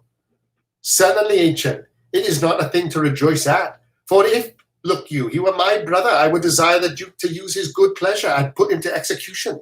For discipline ought to be used. Die, and be damned. A figure for thy friendship. It is well. The fig of Spain. He exits. Very good. Why, this is an arrant counterfeit rascal. I remember him now. A bawd, a cutpurse. I'll assure you, say he's uttered as brave words at the bridge as you shall see in a summer's day. But it is very well. What he has spoke to me, that is well, I warrant you, when time is served. Why, 'tis a gull. A fool, a rogue that now and then goes to the wars to grace himself at his return into London under the form of a soldier. And such fellows are perfect in the great commander's name and the commander's name. And they will learn you by rote where services were done at such and such a sconce, and such a breach, and such a convoy. Who came off bravely, who was shot, who disgraced, what terms the enemy stood on, and this they con perfectly in the phase of war, which they trick up with a new tune oaths.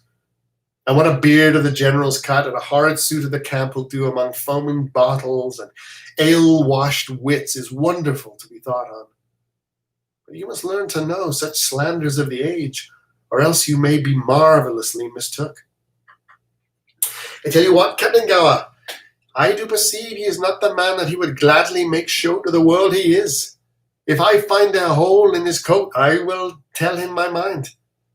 Drums and colours, enter the King of England and his poor soldiers in Gloucester. Hark you, the king is coming, and I must speak with him from the bridge. God bless your majesty. And now, Llewellyn, camest thou from the bridge? Aye, so please your majesty. The Duke of Exeter is very gallant, he maintained the bridge. The French is gone off, look you, and then is it gallant and most brave passages. Marry, the adversary was have possession of the bridge, but he is enforced to retire, and the Duke of Exeter is a master of the bridge. I can tell your majesty the Duke is a brave man. What men have you lost, Llewellyn? The perdition of the adversary hath been very great, reasonable great. Marry, for my part, I think the Duke had lost never a man, but one that is like to be executed for robbing a church, one Bardolph, if your majesty knows the name. His face is all buckles and whelps and knobs and flames of fire, and his lips blow at his nose. It is like a coal of fire, sometimes blue and sometimes red, but his nose is executed, and his fire's out. We would have all such offenders so cut off, and we give express charge that on our marches through the country there be nothing compelled from the villages, nothing taken but paid for, none of the French upbraided or abused in disdainful language. For when lenity and cruelty play for a kingdom, the gentler gamester is the soonest winner. Tucket, enter Montjoy. You know me by my habit. Well then, I know thee. What shall I know of thee? My master's mind. Unfold it. Thus says my king, say thou to Harry of England, though we seemed dead, we did but sleep. Advantage is a better soldier than rashness. Tell him we could have rebuked him at Harfleur, but that we thought not good to bruise an injury till it were full ripe. Now we speak upon our cue, and our voice is imperial. England shall repent his folly, see his weakness, and admire our sufferance. Bid him therefore consider of his ransom, which must proportion the losses we have borne, the subjects we have lost, the disgrace we have digested, which in wait to re-answer his pettiness would bow under. For our losses, his exchequer is too poor. For the effusion of our blood, the muster of his kingdom, too faint a number. And for our disgrace, his own person kneeling at our feet, but a weak and worthless satisfaction. To this add defiance, and tell him for conclusion, he hath betrayed his followers whose condemnation is pronounced. So far, my king and master, so much my office. What is thy name? I know thy quality. Montjoy, thou dost thy office fairly. Turn thee back, and tell the king I do not seek him now, but could be willing to march on to Calais without impeachment. For to say the sooth, though 'tis no wisdom to confess so much unto an enemy of craft and vantage, my people are with sickness and much enfeebled. My numbers lessened, and those few I have, almost no better than so many French, who, when they were in health, I tell thee, Harold, I thought upon one pair of English legs did march 3 Frenchmen. Yet forgive me, God, that I did brag thus. This your heir of France hath blown that vice in me. I must repent. Go therefore tell thy master, here I am. My ransom is this frail and worthless trunk, my army but a weak and sickly guard. Yet God before tell him we will come on, though France himself and such another neighbor stand in our way. Gives money. There's for thy labor, Montjoy. Go bid thy master well advise himself. If we may pass, we will. If we be hindered, we shall your tawny ground with your red blood discolor. And so, Montjoy, fare you well. The sum of all our answers but this, we would not seek a battle as we are, nor as we are, we say we will not shun it. So tell your master, I shall deliver so. Thanks to your highness. He exits. I hope they will not come upon us now. We are in God's hands, brother, not in theirs. March to the bridge. It now draws towards night. Beyond the river we'll encamp ourselves, and on tomorrow bid them march away. They exit. I'm now just going to take a 2-minute break, get some more water, replenish, and I'll be back in just a couple of minutes, so hang tough.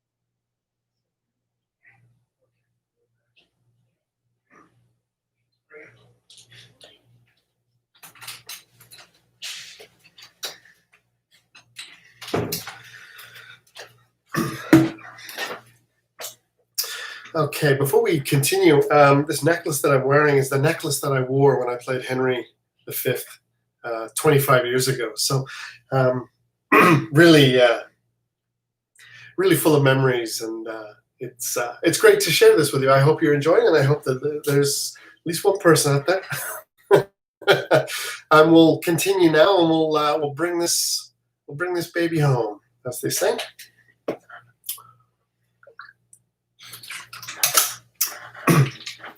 Scene 7. Enter the Constable of France, the Lord Rambours, Orleans, Dauphin, with others. Tut! I have the best armor of the world. What a day. You have an excellent armor, but let my horse have his due. It is the best horse of Europe. Ah, will it never be morning? My Lord of Orleans and my Lord High Constable, you talk of horse and armor. You are as well provided of both as any prince in the world. What a long night is this. will not change my horse with any that treads, but on 4 pasterns he bounds from this earth as if his entrails were hairs. Le cheval volant, the Pegasus, queue elan narine de feu. When I bestride him, I soar. I am a hawk. He trots the air, the earth sings when he touches it. The basest horn of his hoof is more musical than the pipes of Hermes. He's of the color of the nutmeg, and of the heat of the ginger. It is a beast for Perseus. He is pure air and fire, and the dull elements of earth and water never appear in him, but only in patient stillness while his rider mounts him. He is indeed a horse, and all other jades you may call beasts. Indeed, my lord, it is almost absolute, and it is a most absolute and excellent horse. It is the prince of palfreys. His neigh is like the bidding of a monarch, and his countenance enforces homage. No more, cousin. Nay, the man hath not wit, but cannot from the rise of the lark to the lodging of the lamb very deserved praise on my palfrey. It is a theme as fluent as the sea. Turns the sands into eloquent tongues, and my horse is argument for them all. 'Tis a subject for a sovereign to reason on, and for a sovereign to ride on, and for the world, familiar to us and unknown, to lay apart their particular functions and wonder at him. I once writ a sonnet in his praise, and began thus: Wonder of me, I have heard a sonnet begin so to one's mistress. Then did they imitate that which I composed to my courser, for my horse is my mistress. Your mistress bears well. Me well, which is the prescript praise and perfection of a good and particular mistress. Nay, for methought yesterday your mistress shrewdly shook your back. So perhaps did yours. Mine was not bridled. Oh, then but like she was old and gentle, and you rode like a kern of Ireland, your French hose off and your straight strossers. You have good judgment in horsemanship. Be warned by me, then they that ride so and ride not warily fall into the foul bogs. I had rather my horse to my mistress. I had as lief have my mistress a jade. I'll tell thee, constable, my mistress wears her own hair. I could make as true a boast as that if I had a sow to my mistress. Le chien de return à ce propos, vossiment, et tu l'avais à Bourbier. Thou makest use. Yet do I use my horse for my mistress, or any such proverb so little kin to the purpose? My lord constable, the armor that I saw in your tent tonight, are those stars or suns upon it? Stars, my lord. Some of them will fall tomorrow, I hope. And yet my sky shall not want. That may be, for you bear a many superfluously, and 'twere more honor somewhere away. Even as your horse bears your praises, who would trot as well as were some of your brags dismounted? Would I were able to load with him his desert. Will it never be day? I will trot tomorrow a mile, and my way shall be paved with English faces. I will not say so for fear I should be faced out of my way. But I would it were morning, for I would fain be about the ears of the English. Who will go to the hazard with me for 20 prisoners? You must first go yourself to hazard ere you have them. 'Tis midnight. I'll go arm myself. He exits. The Dauphin longs for morning. He longs to eat the English. I think he will eat all he kills. The white hand of my lady. He's a gallant prince. Swear by her foot that she may tread out the oath. He is simply the most active gentleman of France. Doing is activity, and he will still be doing. Never did harm that I heard of, nor will done tomorrow. He will keep that good name still. I know him to be valiant. I was told that by one that knows him better than you. What's he? Mary, he told me so himself, and he said he cared not who knew it. He needs not, it is no hidden virtue in him. By my faith, sir, but it is. Never anybody saw it but his lackey. 'Tis a hooded valor, and when it appears, it will bait. Ill will never set well. I will cap that proverb with, there is flattery in friendship. And I will take up that with, give the devil his due. Well placed. There stands your friend for the devil. He haven't the very eye of that proverb with a pox of the devil. You are better at proverbs by how much. A fool's bolt is soon shot. You have shot over. It is not the first time you were ever overshot. Enter a messenger. My Lord High Constable, the English lie within 1,500 paces of your tents. Who hath measured the ground? The Lord Grand Pré. Valiant and most excellent gentleman. Would it were day. Alas, poor Harry of England, he longs not for the dawning as we do.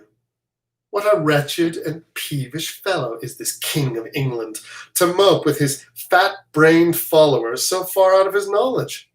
If the English had any apprehension, they would run away. That they lack, for if their heads had any intellectual armor, they could never wear such heavy headpieces. That island of England breeds very valiant creatures. Their mastiffs are of unmatchable courage. Foolish curs that run winking into the mouth of a Russian bear and have their heads crushed like rotten apples. You may as well say that's a valiant flea that dare eat his breakfast on the lip of a lion. just. And the men do sympathize with the mastiffs in robustious and rough coming on, leaving their wits with their wives, and then give them great meals of iron and steel, and they will eat like wolves and fight like devils. Aye, but these English are shrewdly out of beef. Then shall we find tomorrow they have only stomachs to eat and none to fight. Now is it time to arm. Come, shall we about? It is now 2 o'clock. But let me see, by 10 we shall have each 100 Englishmen. They exit. Act 4.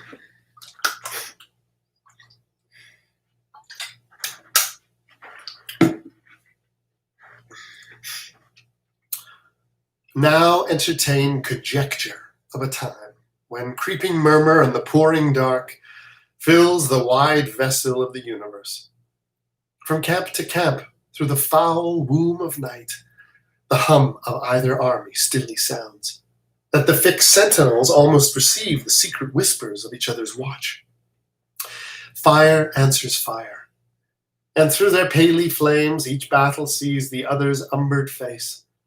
Steed threatens steed in high and boastful neighs, piercing the night's dull ear, and from the tents the armorers, accomplishing the nights, with busy hammers closing rivets up, give dreadful note of preparation.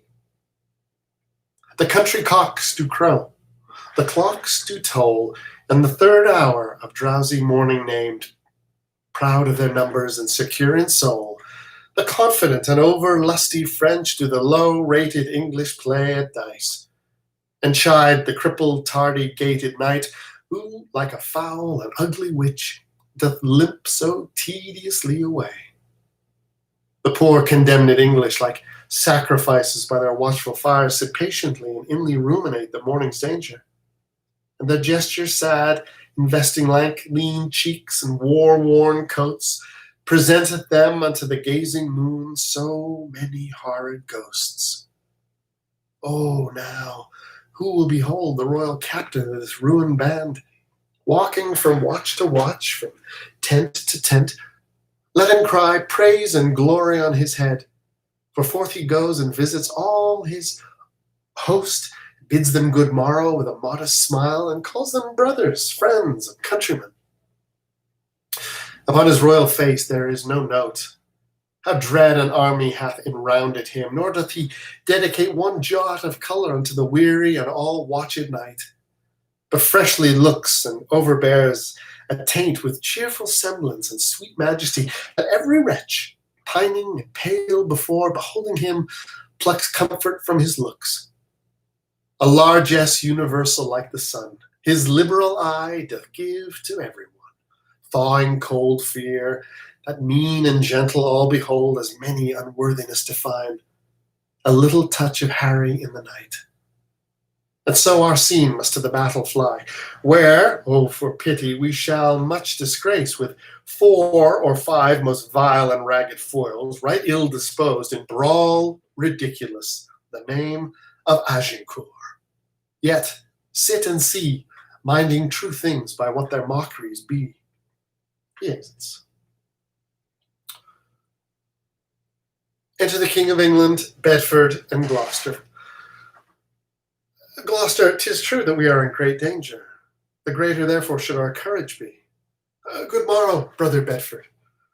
God Almighty, there's some soul of goodness in things evil, would men observingly distill it out. For our bad neighbour makes us early stirs, which is both healthful and good husbandry. Besides, they are our outward consciences and preachers to us all, admonishing that we should dress us fairly for our end. Thus may we gather honey from the weed and make a moral of the devil himself. Enter Erpingham. Good morrow, old Sir Thomas Erpingham. A good soft pillow for that good white head were better than a churlish turf of France. Not so, my liege. This lodging likes me better, since I may say now I lie like a king. 'Tis good for men to love their present pains upon example. So the spirit is eased, and when the mind is quickened out of doubt, the organs, though defunct and dead before, break up their drowsy grave and newly move with casted slough and fresh legarity. Lend me thy cloak, Sir Thomas. Henry puts on Erpingham's cloak. Brothers both, commend me to the princes in our camp. Do my good morrow to them, and anon desire them all to my pavilion. We shall, my liege. Shall I attend your grace? No, my good knight, go with my brothers to my lords of England. I and my bosom must abate a while, and then I would no other company. The Lord in heaven bless thee, noble Harry. Exit all but the king. God a mercy, old heart, thou speaks cheerfully. Qui voula? A friend. Discuss unto me, art thou officer, or art thou base, common, and popular? I am a gentleman of a company. Trailest thou the puissant pike? Even so. What are you? As good a gentleman as the emperor. Then you are better than the king. The king's a bawcock and a heart of gold, a lad of life, an imp of fame, a parent's good, a fist most valiant. Oh, kiss his dirty shoe, and from heartstring I love the lovely bully. What is thy name? Harry. Leroy. Leroy? A Cornish name. Art thou of Cornish crew? No, I am a Welshman. Knowest thou Fluellen? Yes. Tell him I'll knock his leek about his pate upon St. Davy's Day. Do not you wear your dagger in your cap that day, lest he knock that about yours. Art thou his friend? And his kinsman too. Bigo for the end. I thank you. God be with you. My name is Pistol called. It sorts well with your fierceness. Enter Fluellen and Gower. Captain Fluellen, so in the name of Jesus Christ, speak fewer. It is the greatest admiration in the universal world when the true and ancient prerogatives and laws of the wars is not kept. If you would take the pains but to examine the wars of Pompey the Great, you shall find, I warrant you, that there is no tiddle-taddle, no pibble-pabble in Pompey's camp. I warrant you, you shall find the ceremonies of the wars, and the cares of it, and the forms of it, and the sobriety of it, and the modesty of it to be otherwise. Why, the enemy is loud, and you hear him all night. If the enemy is an ass, and a fool, and a prating coxcomb, is it meet, think you, that you should also look you be an ass, and a fool, and a prating coxcomb in your own conscience now? I will speak lower. I pray you and beseech that you will. Though it appear a little out of fashion, there is much care and valor in this Welshman. Enter 3 soldiers, John Bates, Alexander Court, and Michael Williams. Brother John Bates, is that the morning which breaks yonder? I think it be. But we have no great cause to desire the approach of day. We see yonder the beginning of the day, but I think we shall never see the end of it. Who goes there? A friend? Under what captain serve you? Under Sir Thomas Erpingham. Good old commander, a most kind gentleman. I pray you, what thinks he of our estate? Even as men racked upon a sand that looked to be washed off the next tide? He not told his thoughts to the king. No, nor does not mean he should. For though I speak it to you, I think the king is but a man as I am. The violet smells to him as it doth to me. The element shows to him as it doth to me. All his senses have but human conditions. His ceremonies laid by, in his nakedness he appears but a man. And those affections are higher mounted than ours, yet when they stoop with the like wing. Therefore, when he sees reasons of fears as we do, his fears, out of doubt, be of the same relish as ours are. Yet in reason no man should possess him with any appearance of fear, lest he, by showing it, should dishearten his army. He may show what outward courage he will. What I believe is cold and not as 'tis, he could wish himself in Thames up to the neck. And so I would he were, and I'd buy him in all adventures, so we would quit here. By my troth, I will speak my conscience of the king. I think he would not wish himself anywhere but where he is. And I would he were here alone, so we would be sure to be ransomed and many a poor man's life saved. I dare you say you love him, not so ill to wish him here alone. Howsoever you speak this to feel other men's minds? Methinks I could not die anywhere so contented as in the king's company. His cause being just and his quarrel honourable. That's more than we know.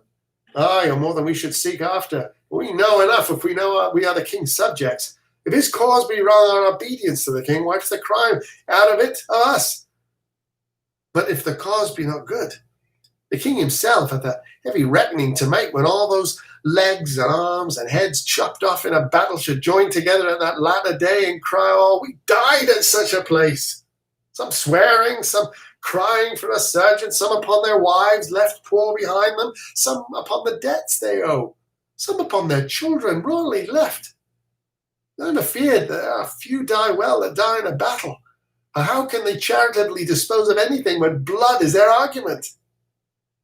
Now, if these men do not die well, it will be a black matter for the king that led them to it, who to disobey were against all proportion of subjection. So if a son that is by his father sent about merchandise to sinfully miscarry upon the sea, the imputation of his wickedness by your rule should be imposed upon his father that sent him? Or if a servant under his master's command, transporting a sum of money, be assailed by robbers and die in many irreconciled iniquities, you may call the business of the master the author of the servant's damnation. But this is not so. The king is not bound to answer the particular endings of his soldiers, the father of his son, or the master of his servant. For they purpose not their death when they purpose their services. Besides, there is no king, be his cause never so spotless, if it come to the arbitrament of swords, can try it out with all unspotted soldiers.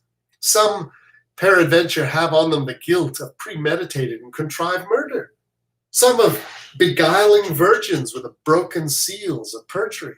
Some making the wars their bulwark, and have before gored the gentle bosom of peace with pillage and robbery. Now, if these men have defeated the law and outrun native punishment, though they can outstrip man, they have no wings to fly from God. War is his beadle. War is his vengeance. So that here men are punished for before breach of the king's laws is now the king's quarrel. Where they feared the death, they have borne life away. And where they would be safe, they perish. That if they die unprovided, no more is the king guilty of their damnation than he was before guilty of those impieties for the which they are now visited. Every subject's duty is the king, but every subject's soul is his own. Therefore should every soldier in the wars do as every sick man in his bed, wash every mote out of his conscience, and dying so, death is to him advantage, or not dying. The time was blessedly lost wherein such preparation was gained. And in him that escapes, it were not sin to think that making God so free an offer, he let him outlive that day to see his greatness and to teach others how they should prepare. To set in every man that dies ill upon his own head. The king is not to answer it. I do not desire he should answer for me. I determined to fight lustily for him. I myself heard the king say he would not be ransomed. Aye, he said so to make us fight cheerfully. When our throats are cut, he may be ransomed and we none the wiser. If I live to see it, I will never trust his word after. You pay him then. That's a perilous shot out of an elder gun, and a poor and private displeasure can do against a monarch. You may as well go about to turn the sun to ice with fanning in his face with a peacock's feather. You'll never trust his word. Oh, God, 'tis a foolish saying. Your reproof is something too round. I should be angry with you if the time were convenient. Let it be a quarrel between us. If you live, I embrace it. How shall I know thee again? Give me any gage of thine, and I will wear it in my bonnet. Then, if ever thou darest acknowledge it, I will make it my quarrel. Here's my glove. Give me another of thine. There, they exchange gloves. This will I also wear in my cap, if ever thou come to me and say, after tomorrow, this is my glove, by this hand I will take thee a box on the ears. If ever I live to see it, I will challenge it. Thou darest as well be hanged. Well, I will do it, though I take thee in the king's company. Take thy word. Very well. Be friends, you English fools, be friends. We have French quarrels enough, if you could tell how to reckon. Indeed, the French may lay 20 French crowns to one, they will beat us, for they bear them on their shoulders. But it is no English treason to cut French crowns, and tomorrow the king himself will be a clipper. Soldiers exit. Upon the king. Let us our lives, our souls, our debts, our careful wives, our children, and our sins lay on the king. We must bear all. Oh, our condition. Twin born with greatness, subject to the breath of every fool whose sense no more can feel but his own ringing. What infinite heart's ease must kings neglect that private men enjoy? And what have kings that privates have not too, save ceremony, save general ceremony?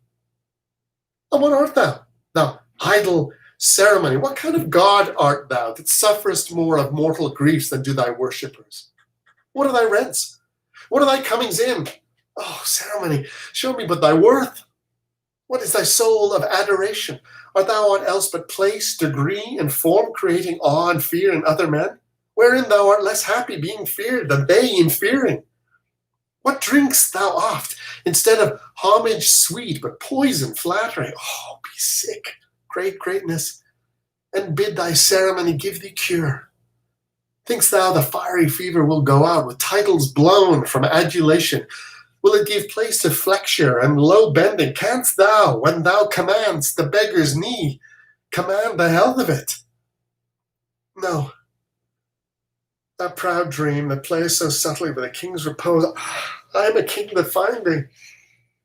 And I know 'tis not the balm, the scepter, and the ball, the sword, the mace, the crown imperial, the intertissued robe of gold and pearl, the farcid title running for the king, the throne he sits on, or the tide of pomp that beats upon the high shore of this world. No, not all these thrice gorgeous ceremony. Not all these laid in bed majestical can sleep so soundly as the wretched slave, who with a body filled and vacant mind gets him to rest, crammed with distressful bread, never sees horrid night, the child of hell, but like a lackey from the rise to set, sweats in the eye of Phoebus, and all night sleeps in Elysium.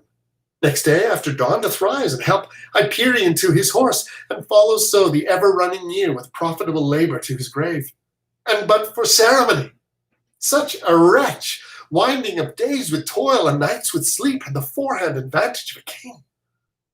The slave, a member of the country's peace, enjoys it, but in gross brain little wots what watch the king keeps to maintain the peace, whose hour the peasant best advantages. My lord, your nobles, jealous of your absence, seek through your camp to find you. Good old knight, collect them all together at my tent. I'll be before thee. I shall do it, my lord. O God of battles, steel my soldiers' hearts, possess them not with fear. Take from them now the sense of the reckoning of the opposed numbers. Pluck their hearts from them. Oh, not today. Oh, Lord, oh, not today. Think not upon the fault my father made encompassing the crown. I, Richard's body, have interred new, and on it have bestowed more contrite tears than from it issued forced drops of blood.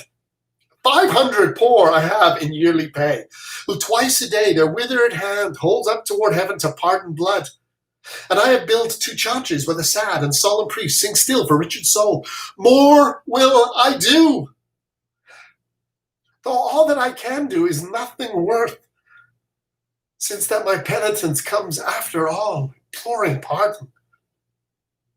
My liege, my brother Gloucester's voice, I know thy errand. I will go with thee. The day, my friends, and all things stay for me. They exit.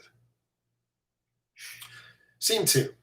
Enter the Dauphin, Orleans, Ramburs, and Beaumont. The sun doth gild our armour up, my lords. Mon cheval, my horse, varlet, lackey, ha! Oh, brave spirit! Vise la haute terre! Rien pousse, les LFU! Sia! Cousin Orleans! Ah, my lord constable! Hark now our steeds for present service, nay, mount them, and make incisions in their hides, that their hot blood may spin in English eyes, and doubt them with superfluous courage. Ha! What, will you have them weep our horses' blood? How shall we behold their natural tears? Enter messenger. The English are embattled, you French peers. To horse, you gallant princes, straight to horse. Do but behold yon poor and starved band, and your fair show shall suck away their souls, leaving them but the shales and husks of men. There is not work enough for all our hands, scarce blood in all their sickly veins, to give each naked curtal axe a stain, that our French gallants shall today draw out, and sheathe for lack of sport. Let us but blow on them. The vapour of our valour will o'erturn them. 'Tis positive against all exceptions, lords, that our superfluous lackeys and our peasants, who in unnecessary action swarm about our squares of battle, were enough to purge this field of such a hiding foe, though we upon this mountain's basis by took stand for idle speculation. But that our honours must not. What's to say? A very little let us do, and all is done. Then let the trumpet sound, the tucket sonnets, and the note to mount. For our approach shall so much dare the field, that England shall couch down in fear and yield. Enter Grand Pré. Why do you stay so long, my lords of France? Yon island carrions, desperate of their bones, ill-favouredly became the morning field. Their ragged curtains poorly are let loose, and our air shakes them, passing scornfully. Big Mars seems bankrupt in their beggared host, and faintly through a rusty beaver peeps. The horsemen sit like fixed candlesticks, with torch staves in their hand, and their poor javes locked down their heads, drooping the hides and hips. The gum down roping from their pale dead eyes, and in their pale dull mouths the gemmelled bit lies foul with chawed grass, still and motionless. And their executors, the knavish crows, fly o'er them all, impatient for their hour. Description cannot suit itself in words to demonstrate the life of such a battle, in life so lifeless as it shows itself. They say they've had their prayers and they stay for death. Shall we go then send them dinners and fresh suits, and give their fasting horses provender, and after fight with them? I stay before my guard. On to the field! I will a banner from a trumpet take, and use it for my haste. Come, come away, the sun is high, and we outwear the day.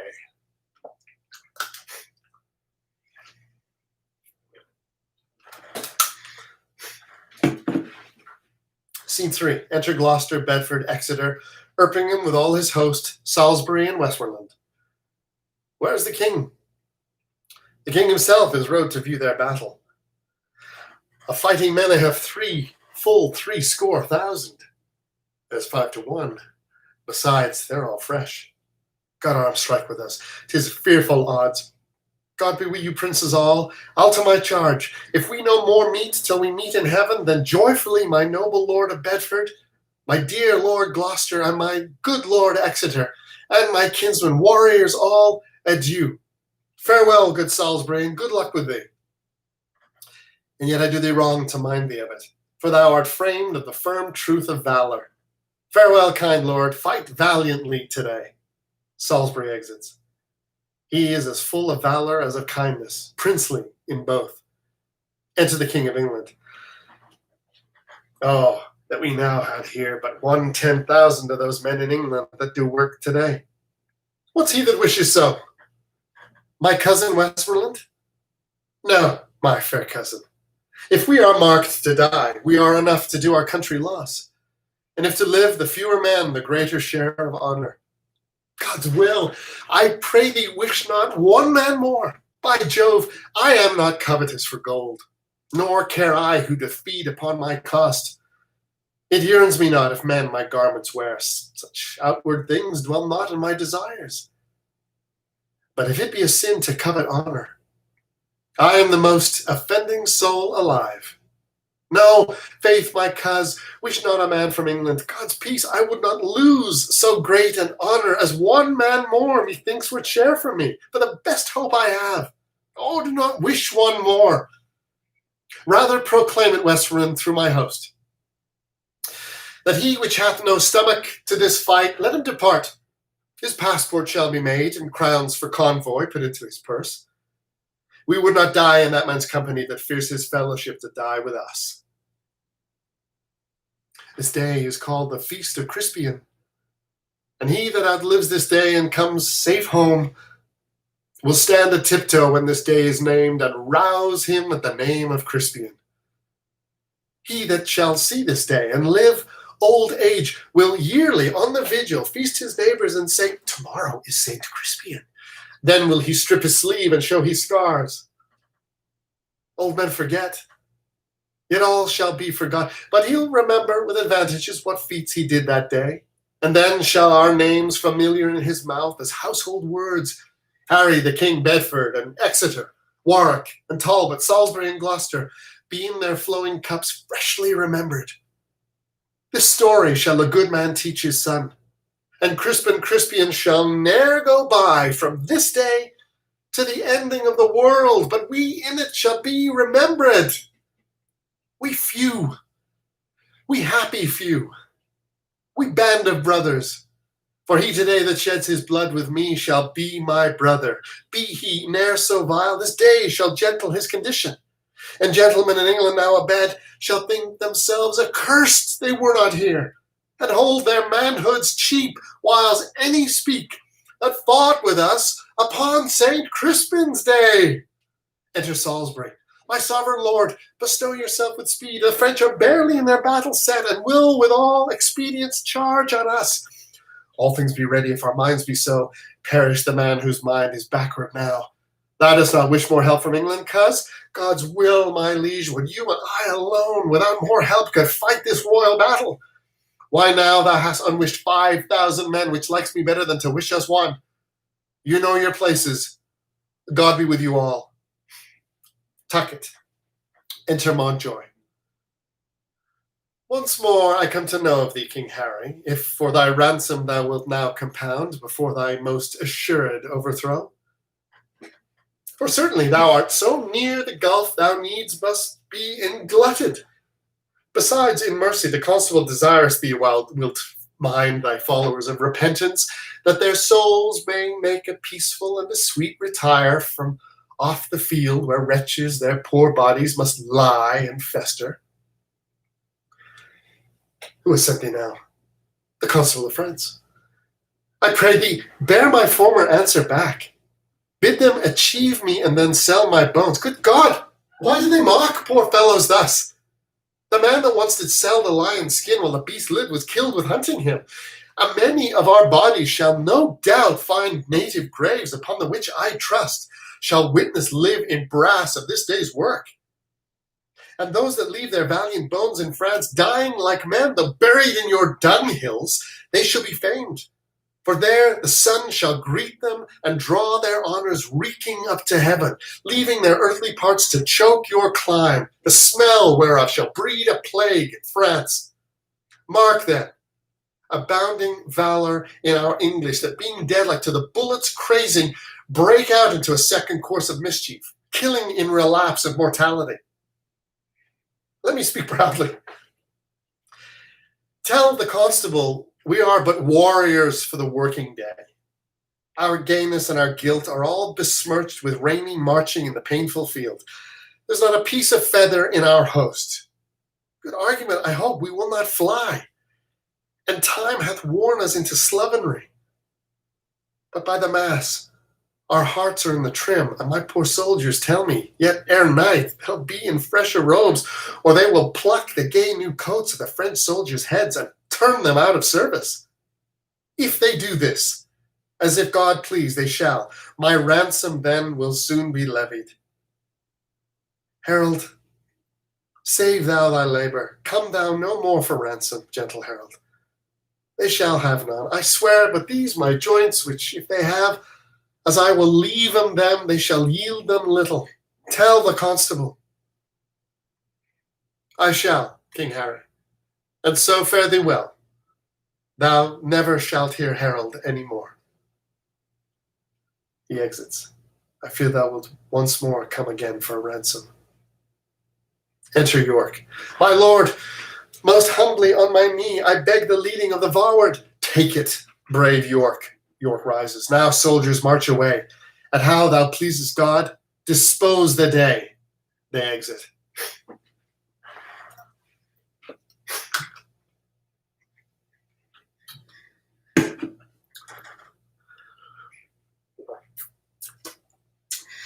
Scene 4.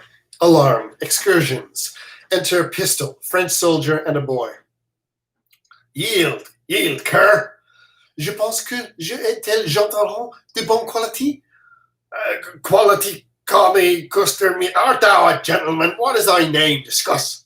Oh, Seigneur Du. Oh, Seigneur Du should be a gentleman. Perpend my words. Oh, Seigneur Du, and mark. Oh, Seigneur Du, thou diest on point of fox, except, oh, Seigneur, thou do give it to me more egregious ransom. Oh, prenons miséricorde, je pity de moi. Moi shall not serve. I will have 40 mois, or I will fetch thy rim out of thy throat in drops of crimson blood. Est-il impossible de les forces de ton bras? Brass cur, thou damned and luxurious mountain goat, offerest me brass? Oh, pardonnez-moi. Sayest thou me so? Is that a ton of mois? Come hither, boy. Ask me the slave in French what is his name. Écoute, comment vous appelle? Monsieur Le Feu. He says his name is Master Fur. Master Fur? I'll fur him, and furk him, and ferret him. Discuss the same in French unto him. I do not know the French for fur and ferret and furk. Bid him prepare, for I will cut his throat. Qu'est-il, monsieur? Mais comment vous faites-vous prête car ces soldats disposent et cette heure de coup votre gorge? Ah oui, peasant, unless thou give me crowns, brave crowns, or mangled shalt thou be this my sword. Oh, je vous supplie, pour l'amour de me pardonner. Je suis le gentleman de bonne maison. Gardez ma vie et vous donnerez des sous. What are his words? He prays you to save his life. He's a gentleman of a good house, and for his ransom he will give you 200 crowns. Tell him my fury shall abate, and I the crowns will take. French soldier kneels. Expound it to me, boy. He gives you upon his knees a 1,000 thanks, and he esteems himself happy that he hath fallen into the hands of one, as he thinks, the most brave, valorous, and thrice worthy seigneur of England. As I suck blood, I will some mercy show. Follow me. C'est vous, la grande capitaine. The French soldier stands up. He and Pistol exit. I did never know so full a voice issue from so empty a heart. But the saying is true. The empty vessel makes the greatest sound. Bardolph and Nym had 10 times more valor than this roaring devil in the old play, that everyone may par his nails with a wooden dagger, and they're both hanged. And so would this be if he durst steal anything adventurously. I must stay with the lackeys, with the luggage of our camp. The French might have a good prey of us if he knew of it, for there is none to guard it but boys. He exits. Scene 5. Enter Constable, Orleans, Bourbon, Dauphin, and Ramburs. Oh, diable! Oh, Seigneur! Mort de ma vie! All is confounded. All reproach and everlasting shame sits mocking in our plumes. A short alarm. Do not run away. Why? All our ranks are broke. Oh, perturbable shame! Let's stab ourselves. Be these the wretches that we played at dice for? Is this the king we sent to for his ransom? Shame and eternal shame, nothing but shame. Let us die, and once more back again. And he that will not follow Bourbon now, let him go hence, and with his cap in hand, like a base pander, hold the chamber door, whilst by a slave no gentler than my dog, his fairest daughter, is contaminate. Disorder that had spoiled his friends as now. Let us on heaps go offer up our lives. We are enough yet living in the field. to smother up the English in our throngs, if any order might be thought upon. The devil take order now. Out of the throng. Let life be short, else shame will be too long. They exit. Scene 6. Alarm. Enter the King of England with his train, with prisoners. What have we done, thrice valiant countrymen? But all's not done, yet keep the French the field? The Duke of York commends him to your majesty. Lives he, good uncle? Thrice within this hour I saw him down, thrice up again, and fighting from helmet to the spur, all blood he was. In which array, brave soldier, doth he lie, larding the plain, and by his bloody side, yoke fellow to his honour-owing wounds, the noble Earl of Suffolk also lies. Suffolk first died, and York, all haggled over, comes to him where in gore he lay ensteeped, and takes him by the beard, kisses the gashes that bloodily did yawn upon his face, and he cries aloud, Tarry, my cousin Suffolk! My soul shall thine keep company to heaven. Tarry, sweet soul, for mine, then fly abreast, as in this glorious and well-foughten field we kept together in our chivalry. Upon these words I came and cheered him up. He smiled me in the face, wrought me his hand, and with a feeble grip says, Dear, my lord, commend my service to my sovereign. So did he turn, and over Suffolk's neck he threw his wounded arm and kissed his lips, and so espoused to death with blood, he sealed the testament of noble ending love. The pretty and sweet manner of it forced those waters from me which I would have stopped, but I had not so much of man in me, and all my mother came into mine eyes and gave me up to tears. I blame you not. For hearing this, I must perforce compound with my full eyes, or they will issue too. Alarm. But hark, what new alarm is this the same? The French have reinforced their scattered men, that every soldier kill his prisoners. Give the word through. They exit. Scene 7. Enter Fluellen and Gower. Kill the boys! Kill the boys and the luggage! 'Tis expressly against the law of arms. 'Tis as arrant a piece of knavery, mark you now, as can be offered in your conscience now, is it not? 'Tis certain there's not a boy left alive, and the cowardly rascals that ran from the battle had done the slaughter. Besides, they had burned and carried away all that was in the king's tent. Wherefore the king most worthily hath caused every soldier to cut his prisoners' throats. Ah, 'tis a gallant king. Aye, he was born at Monmouth, Captain Gower. What called you the town's name where Alexander the Pig was born? Alexander the Great. Why, I pray you not. Is not Pig great? The pig or the great or the mighty or the huge or magnanimous, all are one reckoning, save the phrases and little variations. I think Alexander the Great was born in Macedon. His father was called Philip of Macedon, as I take it. I think it is in Macedon where Alexander is born. I tell you, Captain, if you look in the maps of the world, I warrant you shall find in the comparisons between Macedon and Monmouth that the situations, look you, is both alike. There is a river in Macedon, and there is also, moreover, a river at Monmouth. It is called Wye at Monmouth. But is out of my brains what is the name of the other river? But it's all one. It is alike as my fingers to my fingers, and there is salmons in both. If you mark Alexander's life well, Harry of Monmouth's life is come after it indifferent well. For there is figures in all things, Alexander. Alexander, God knows you and you in his rages and his furies and his wraths and his chollers and his moods and his displeasures and his indignations, and also being a little intoxicated in his brains, did in his ales and his angers, look you, kill his best friend Cletus. Our king is not like him in that. He never killed any of his friends. It is not well done. Mark you now to take the tales out of my mouth, and it is made and finished. I speak but in the figures and comparisons of it. As Alexander killed his friend Cletus, being in his ales and his cups, so also Harry Monmouth, being in his right wits and his good judgments, turned away the fat knight with a great belly doublet. He was full of jests and gipes and knaveries and mocks. I forgot his name. Sir John Falstaff. That is he. I'll tell you there is good men born at Monmouth. Here comes his majesty.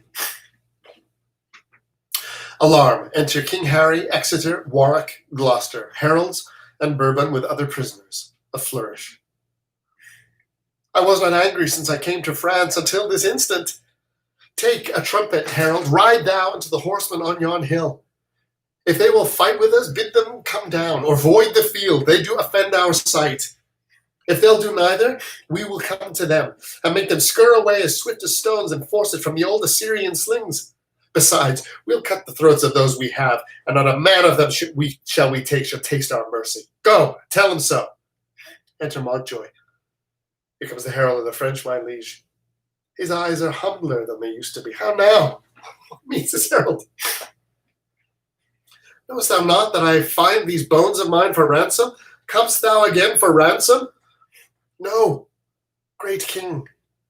I come to thee for a charitable license, that we may wander o'er this bloody field to book our dead and then to bury them, to sort our nobles from our common men, from many of our princes, who the while lie drowned and soaked in mercenary blood. So do our vulgar drench their peasant limbs in bloods of princes, and the wounded steeds fret fetlock deep in gore, and with wild rage yerk out their armed heels at their dead masters, killing them twice. Oh, give us leave, great king, to view the field in safety and dispose of their dead bodies. I tell you truly, herald, I know not if the day be ours or no, for yet a many of your horsemen peer and gallop o'er the field. The day is yours. Oh, praise be God, and not our strength for it.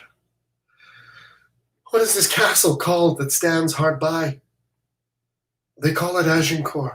Then call we this, the field of Agincourt, fought on the day of Crispin Crispianus. Your grandfather of famous memory, and please your majesty, and your great uncle Edward the Black Prince of Wales, as I have read in the chronicles, fought a most brave battle here in France. It did, Fluellen. Your majesty says very true. If your majesties is remembered of it, the Welshmen did good service in a garden where leeks did grow, wearing leeks in their Monmouth caps, which your majesty know to this hour is an honourable badge of the service. And I do believe your majesty takes no scorn to wear the leek upon St. Davy's Day. I wear it for a memorable honour, for I'm Welsh, you know, good countryman. All the water in the Wye cannot wash your majesty's once blood out of your body. I can tell you that. God bless it, and preserve it as long as it pleases his grace and his majesty too. Thanks, good my countryman. By Jesu, I am your majesty's countryman. I cannot, who know, I will confess it to all the world. I need not be ashamed of your majesty. Praise be God, so long as your majesty is an honest man. God keep me so. Our heralds go with him. Bring me just notice of the numbers dead on both our parts. Exit Montjoy, heralds, and Gower. Enter Williams. Call yonder fellow hither. Soldier, you must come to the king. Soldier, why wearest thou that glove in thy cap? Please your majesty, it is the gage of one that I should fight withal if he be alive. An Englishman?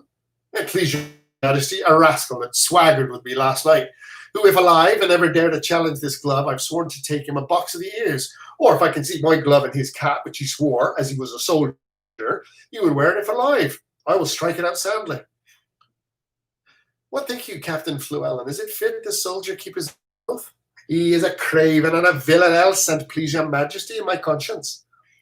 It may be his enemy is a gentleman of great sort, quite from the answer of his degree. Though he be as good as a gentleman as the devil is, as Lucifer and Beelzebub himself, it is necessary, look your grace, that he keep his vow and his oath. If he be perjured, see you now, his reputation is as arrant a villain and a jack sauce as ever his black shoe trod upon God's grounds, and his earth in my conscience, la. Then keep thy vow, sirrah, when thou meets the fellow. So I will, my liege, as I live. Who serves thou under? Under Captain Gower, my liege. Gower is a good captain, and has a good knowledge and literature in the wars. Call him hither to me, soldier. Oh, I will, my liege. He exits. King Henry, giving Fluellen William's glove. Here, Fluellen, wear thou this favour for me, and stick it in thy cap. When Alanson and myself were down together, I plucked this glove from his helm. If any man challenge this, he is a friend to Alanson and an enemy to our person. If thou encounter any such, apprehend him, and thou dost love me. Fluellen, putting the glove in his cap. Your grace does me as great an honour as can be desired in the hearts of his subjects. I would fain see the man that has but 2 legs that shall find himself aggrieved at this glove. That is all. But I would fain see it once, and please God of his grace that I might see. Knowest thou Gower? He is my dear friend, and please you. Pray thee, go seek him, and bring him to my tent. I will fetch him. He exits. My Lord of Warwick and my brother Gloucester follow Fluellen closely at his heels. The glove which I have given him for a favour may happily purchase him a box of the ears. It is the soldiers. I, by bargaining, should wear it myself. Follow, good cousin Warwick. If that the soldiers strike him, as I judge by his blunt bearing he will keep his word, some sudden mischief may arise of it. For I do know Fluellen valiant and touched with choler, hot as gunpowder, and quickly will return an injury. Follow, and see there be no harm between them. Go you with me, Uncle of Exeter. They exit.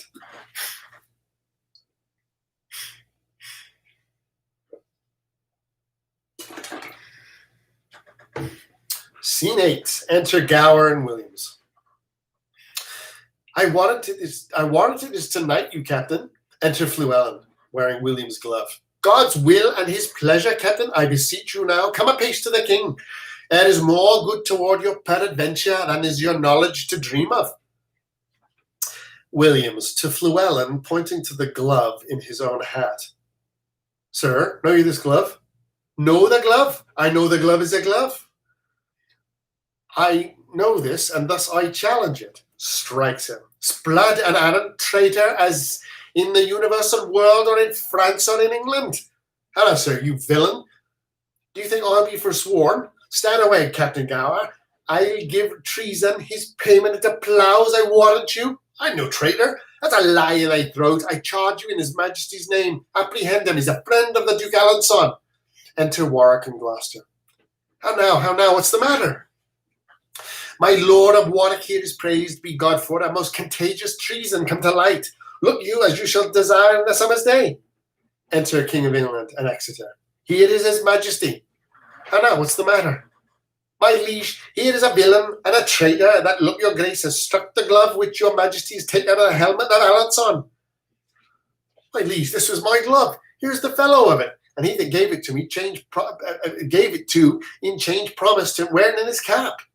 I promised to strike him if he did. I met this man with my glove and his cap, and I've been as good as my word. Your majesty here now, saving your majesty's manhood. What an arrant, rascally, beggarly, lousy knave it is. I hope your majesty has spared me testimony and witness and will avouchment that this is the glove of Alanson that your majesty is give me in your conscience now. Give me that glove, soldier. Look, here is the fellow of it. 'Twas I indeed that promised to strike, and thou hast given me most bitter terms. And please your majesty, let his neck answer for it, for there is any martial law in the world. How canst thou make me satisfaction? All offences, my lord, come from the heart. Never came any from mine that might offend your majesty. It was ourself thou didst abuse. Your majesty came not like yourself. You appeared to me but as a common man. Witness the night, your garments, your loneliness, and what your highness suffered under that shape. I beseech you, take it for your own fault and not mine. For had you been as I took you for, I had made no offence. Therefore I beseech your highness, pardon me. Here, Uncle Exeter, fill this glove with crowns and give it to this fellow. Keep it, fellow, and wear it for an honour in thy cap, till I do challenge it. Give him the crowns. And captain, you must needs be friends with him. By this day and this light, the fellow has metal enough in his belly. Oh, there is 12 pence for you, and I pray you to serve God and keep you out of brawls and troubles and quarrels and dissensions, and I warrant you it is better for you. None of your money. It is with good will, I can tell you, it will serve you to mend your shoes. Come, wherefore? Should you be so bashful? Your shoes is not so good. It's a good ceiling, I warrant you, or I would change it. Enter an English herald. Now, herald, are the dead numbered? Here is the number of the slaughtered French. What prisoners of good sort are taken, uncle? Charles, Duke of Orleans, nephew to the king, John, Duke of Bourbon, Lord Boucicaut, of other lords and barons, knights and squires, full 1,500 besides common men. This note doth tell me of 10,000 French that in the field lie slain. Of princes in this number and nobles bearing banners there lie dead 126. Added to these of knights, esquires, and gallant gentlemen, 8,400, of the which 500 were but yesterday dubbed knights. So that in these 10,000 they have lost, there are but 1,600 mercenaries. The rest are princes, barons, lords, knights, squires, and gentlemen of blood and quality. The names of those their nobles that lie dead: Charles d'Elabreath, High Constable of France; Jacques of Chantillon, Admiral of France; the Master of the Crossbows, Lord Rambours; Great Master of France, the brave Sir Guichard Dauphin; John, Duke of Alençon; Anthony, Duke of Brabant, the brother to the Duke of Burgundy; and Edward, Duke of Bar, of lusty earls, Grand Pre and Roussy, Falconbridge and Foy, Beaumont and Marle, Vaudemont and Lestrade. Here was a royal fellowship of death. Where's the number of our English dead? Harold gives him another paper. Edward the Duke of York, the Earl of Suffolk, Sir Richard Ketley, Davy Gam, Esquire, none else of name, and of all men but 25. Oh God, thy arm was here, and not to us, but to thy arm alone ascribe we all. When without stratagem, but in plain shock and even play of battle, was ever known so great and little loss on one part and on t'other? Take it, God, for it is none but thine. 'Tis wonderful. Come, go we in procession to the village, and be it death proclaimed through our host to boast of this, or take that praise from God which is his only. It is not lawful, and please your majesty, to tell how many is killed? Yes, captain, but with this acknowledgement, that God fought for us. Yes, by conscience, he did us great good. Do we all holy rites, and let there be sing non nobis and Te Deum, the dead with charity enclosed in clay, and then to Calais, and to England then, where ne'er from France arrived more happy men. They exit.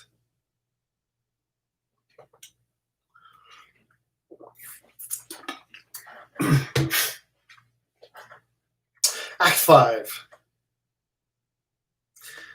Vouchsafe to those that have not read the story that I may prompt them, and of such as have I humbly pray them to admit the excuse of time, of numbers, and due course of things, which cannot in their huge and proper life be here presented. Now we bear the king toward Calais. Grant him there seen, heave him away upon your winged thoughts athwart the sea.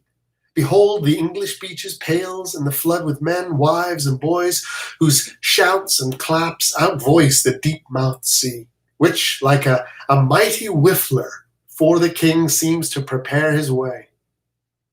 So let him land, and solemnly see him set unto London, so swift a pace hath thought that even now you may imagine him upon Blackheath, where that his lords desire him to have borne his bruised helmet and his bended sword before him through the city.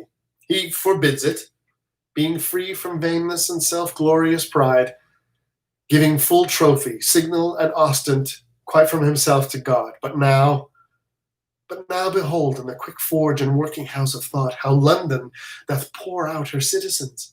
The mayor and all his brethren in best sort, like to the senators of the antique Rome, with the plebeians swarming at their heels, go forth and fetch their conquering Caesar in, as by a lower but by loving likelihood, or now the general of our gracious empress, as in good time he may, from Ireland coming, bringing rebellion, broach it on his sword. How many would the peaceful city quit to welcome him? Much more. And much more, 'cause did they this Harry, now in London, place him. As yet the lamentation of the French invites the King of England's stay at home, the Emperor coming in behalf of France to order peace between them, and omit all the occurrences, whatever chanced, till Harry's back return again to France. And there must we bring him, and myself have played the interim by remembering you, 'tis past. And then brook abridgment, and your eyes advance, after your thoughts, straight back again to France. Scene 1. Enter Fluellen and Gower. Hey, that's right. Why did you wear your leek today? St. Davy's Day is past. There is occasions and causes why and wherefore in all things. I will tell you, ass, my friend, Captain Gower, a rascally, scald, beggarly, lousy, pragging knave pistol, which you and yourself and all the world know to be no better than a fellow look to you now of no merits. He is come to me and brings me bread and salt yesterday, look you, and bid me eat my leek. It was in a place where I could not breed no contention with him, but I will be so bold as to wear it in my cap till I see him once again, and then I will tell him a little piece of my desires. Enter Pistol. Why, here he comes, swelling like a turkey cock. 'Tis no matter for his swellings nor his turkey cocks. God bless you, ancient Pistol, you scurvy, lousy knave, God bless you. Ah, thou art bedlam. Dost thou thirst, base Trojan, to have me fold up Parker's fatal web? Hence, I am qualmished at the smell of leek. I beseech you heartily, scurvy, lousy knave, at my desires and my requests and my petitions to eat, look you, this leek. Because, look you, you do not love it, nor your affections and your appetites, and your digestions does not agree with it. I would desire you to eat it. Not for the Codwalder and all his goats. There is one goat for you, strikes Pistol with a cudgel. Will you be so good, scald knave, as to eat it? Base Trojan, thou shalt die. You say very true, scald knave. When God's will is, I would desire you to live in the meantime and eat your victuals. Come, there's sauce for it. Strikes him again. You called me yesterday mountain squire, but I will make you today a squire of low degree. I pray you fall to. If you can mock a leek, you can eat a leek. Enough, Captain, you have astonished him. I say I will make him eat some part of my leek, or I will beat his pate 4 days. Bite, I pray you. It is good for your green wound and your bloody coxcomb. Oh, must I bite? Yes, certainly, and out of doubt and out of questions too, and ambiguities. By this leek I will most horribly revenge. Fluellen threatens him. I eat, and eat, I swear. Eat, I pray you. Will you have some more sauce to your leek? There is not enough leek to swear by. Quiet, I cudgel. Thou to see I eat. Much good do you, scald knave. Heartily, nay, pray you throw none away. The skin is good for your broken coxcomb when you take occasions to see leeks hereafter. I pray you mock at them, that is all.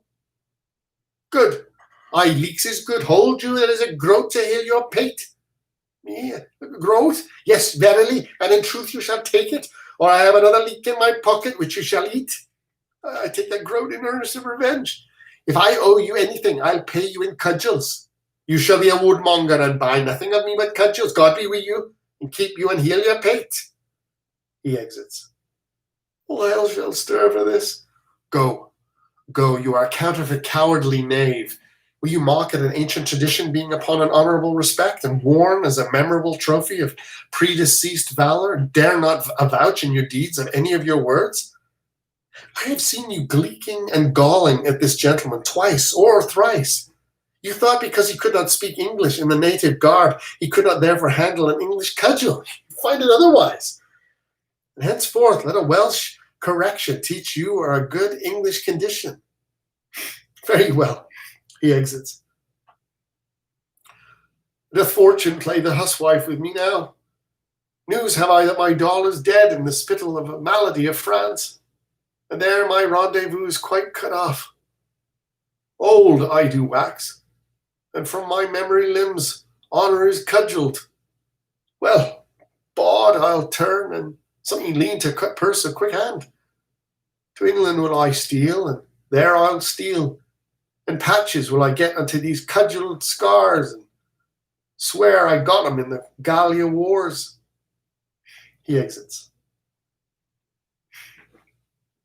Scene 2. Enter at one door King Henry, Exeter, Bedford, Warwick, Westmoreland, and other lords, At another, Queen Isabel of France, the King of France, the Princess Catherine and Alice, the Duke of Burgundy, and other French. Peace to this meeting wherefore we are met. Unto our brother France and to our sister health and fair time of day. Joy and good wishes to our most fair and princely cousin Catherine. And as a branch and member of this royalty by whom this great assembly is contrived, we do salute you, Duke of Burgundy, and princes French and peers, health to you all. Right joyous are we to behold your face, most worthy brother England. Fairly met, so are you, princes English, everyone. So be happy, be the issue, brother Ireland, of this good day and of this gracious meeting, as we are now glad to behold your eyes. Your eyes, which hitherto have borne in them against the French that met them in their bent the fatal balls of murdering basilisks. The venom of such looks we fairly hope have lost their quality, and that this day shall change all griefs and quarrels into love. To cry, Amen to that, thus we appear. You English princes all, I do salute you. My duty to you both on equal love, great kings of England and France, that I have labored with all my wits, my pains, and strong endeavours to bring your most imperial majesties unto this bar and royal interview. Your mightiness on both parts best can witness. Since then my office hath so far prevailed, that face to face and royal eye to eye you have congregated, let it not disgrace me. If I demand before this royal view what rub or what impediment there is, why that the naked poor and mangled peace dear nurse of art's plenties and joyful births should not in this best garden of the world, our fertile France, put up her lovely visage. Alas, she hath from France too long been chased, and all her husbandry doth lie on heaps, corrupting in its own fertility. Her vine, the merry cheerer of the heart, unpruned dies. Her hedges, even pleached like prisoners, wildly overgrown with hair, put forth disordered twigs. Her fallow lays, the darnel hemlock and rank fumitory, doth root upon, while that the coulter rusts that should deracinate such savagery. The even mead that Ernst brought sweetly forth, the freckled cowslip, burnet, and green clover, wanting the scythe withal uncorrected, rank conceives by idleness, and nothing teems but hateful docks, rough thistles, kexies, burrs, losing but beauty and utility. And all our vineyards, fallows, meads, and hedges, defective in their nature, grow to wildness, and even so our houses, and ourselves and children have lost, or do not learn for want of time, the sciences that should become our country, but grow like savages, as soldiers will, that nothing do but meditate on blood, and swearing, and skern looks, diffused attire, and everything that seems unnatural. Which, to reduce into our former favor, you are assembled, and my speech entreats that I may know the let why gentle peace should not expel these inconveniences and dress us with her former qualities. If, Duke of Burgundy, you would the peace whose want gives growth to the imperfections which you have cited, you must buy that peace with full accord to all our just demands, whose tenors and particular effects you have in schedule briefly in your hands. The king hath heard them, to the which as yet there is no answer made. Well then, the peace which you before so urged lies in his answer. I have but with a cursory eye or glanced the articles. Pleaseth your grace to appoint some of your council presently to sit with us once more with better heed, to resurvey them. We will suddenly pass our accept and peremptory answer. Brother, we shall. Go, Uncle Exeter, and Brother Clarence, and you, Brother Gloucester, Warwick, and Huntington, go with the king, and take you free power to ratify, augment, or alter as your wisdom's best shall see advantageable for our dignity, anything in or out of our demands, and will consign thereto. Will you, fair sister, go with the princes, or stay here with us? Our gracious brother, I will go with them, Haply a woman's voice may do some good when articles too nicely urged be stood on. Yet leave our cousin Catherine here with us. She is our capital demand, comprised within the forerank of our articles. She hath good leave. All but Catherine and the King of England and Alice stay. Fair Catherine, and most fair, will you vouchsafe to teach a soldier terms such as will enter at a lady's ear and plead his love suit to her gentle heart? Your Majesty shall mock at me. I cannot speak your England. Oh, fair Catherine, if you will love me soundly with your French heart, I will be glad to hear you confess it brokenly with your English tongue. Do you like me, Kate? Pardonnez-moi, I cannot tell what is like me. Well, an angel is like you, Kate, and you are like an angel. Que dit-il? Que je semblais un losange? Oui, vraiment, c'est votre grâce. Osa dit-il? I said so, dear Catherine, and I must not blush to affirm it. Oh, bon Dieu! Le langage de hommes sans plante de tomberies? What says she, fair one, that the tongues of men are full of deceits? Oui, that the tongues of the man's is full of deceits. That is the princess. The princess is the better Englishwoman. In faith, Kate, my wooing is fit for thy understanding. I'm glad thou canst speak no better English, for if thou couldst, thou would find me such a plain king that thou wouldst think I'd sold my farm to buy my crown. I know no ways to mince it in love, but directly to say, I love you. Then, if you urge me farther than to say, do you in faith, I wear out my suit. Give me your answer. In faith, do, and so clap hands and a bargain. How say you, lady? So votre honneur. Me understand well. Mary, if you would put me to verses, or to dance for your sake, Kate, why you undid me. For the one I have neither words nor measure, and for the other I have no strength in measure, yet a reasonable measure in strength. If I could win a lady at leapfrog, or by vaulting into my saddle with my armor on my back, under the correction of bragging, be it spoken, I should quickly leap into a wife. Or if I might buffet for my love, or bound my horse for her favors, I could lay on like a butcher and sit like a jackanapes never off. But before God, Kate, I cannot look greenly, nor gasp out my eloquence, nor I have no cunning in protestation, only downright oaths, which I never use till urged, nor never break for urging. If thou canst love a fellow of this temper, Kate, whose face is not worth sunburning, that never looks in his glass for the love of anything he sees there, let thine eye be thy cook. I speak to thee, plain soldier. If thou canst love me for this, take me. If not, to say to thee that I shall die is true, but for thy love, by the Lord, no. Yet I love thee too, and while thou livest, dear Kate, take a fellow of plain and uncoined constancy, for he perforce must do thee right, because he hath not the gift to woo in other places. For these fellows of infinite tongue that can rhyme themselves into ladies' favor, they do always reason themselves out again. What? A speaker is but a prater, a rhyme is but a ballad, a good leg will fall, a straight back will stoop, a black beard will turn white, a curled pate will grow bald, a fair face will wither, a full eye will wax hollow, but a good heart, Kate, is the sun and the moon, or rather the sun and not the moon, for it shines brightly and never changes, but keeps his course truly. If thou would have such a one, take me.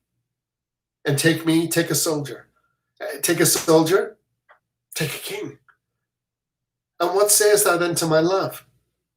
Speak, my fair and fairly, I pray thee. Is it possible that I should love the enemy of France? No, it is not possible you should love the enemy of France, Kate. But in loving me, you should love the friend of France, for I love France so well that I will not part with a village of it. I will have it all mine. And Kate, when France is mine and I am yours, then yours is France and you are mine. I cannot tell what is that. No, Kate? Oh, I will tell thee in French.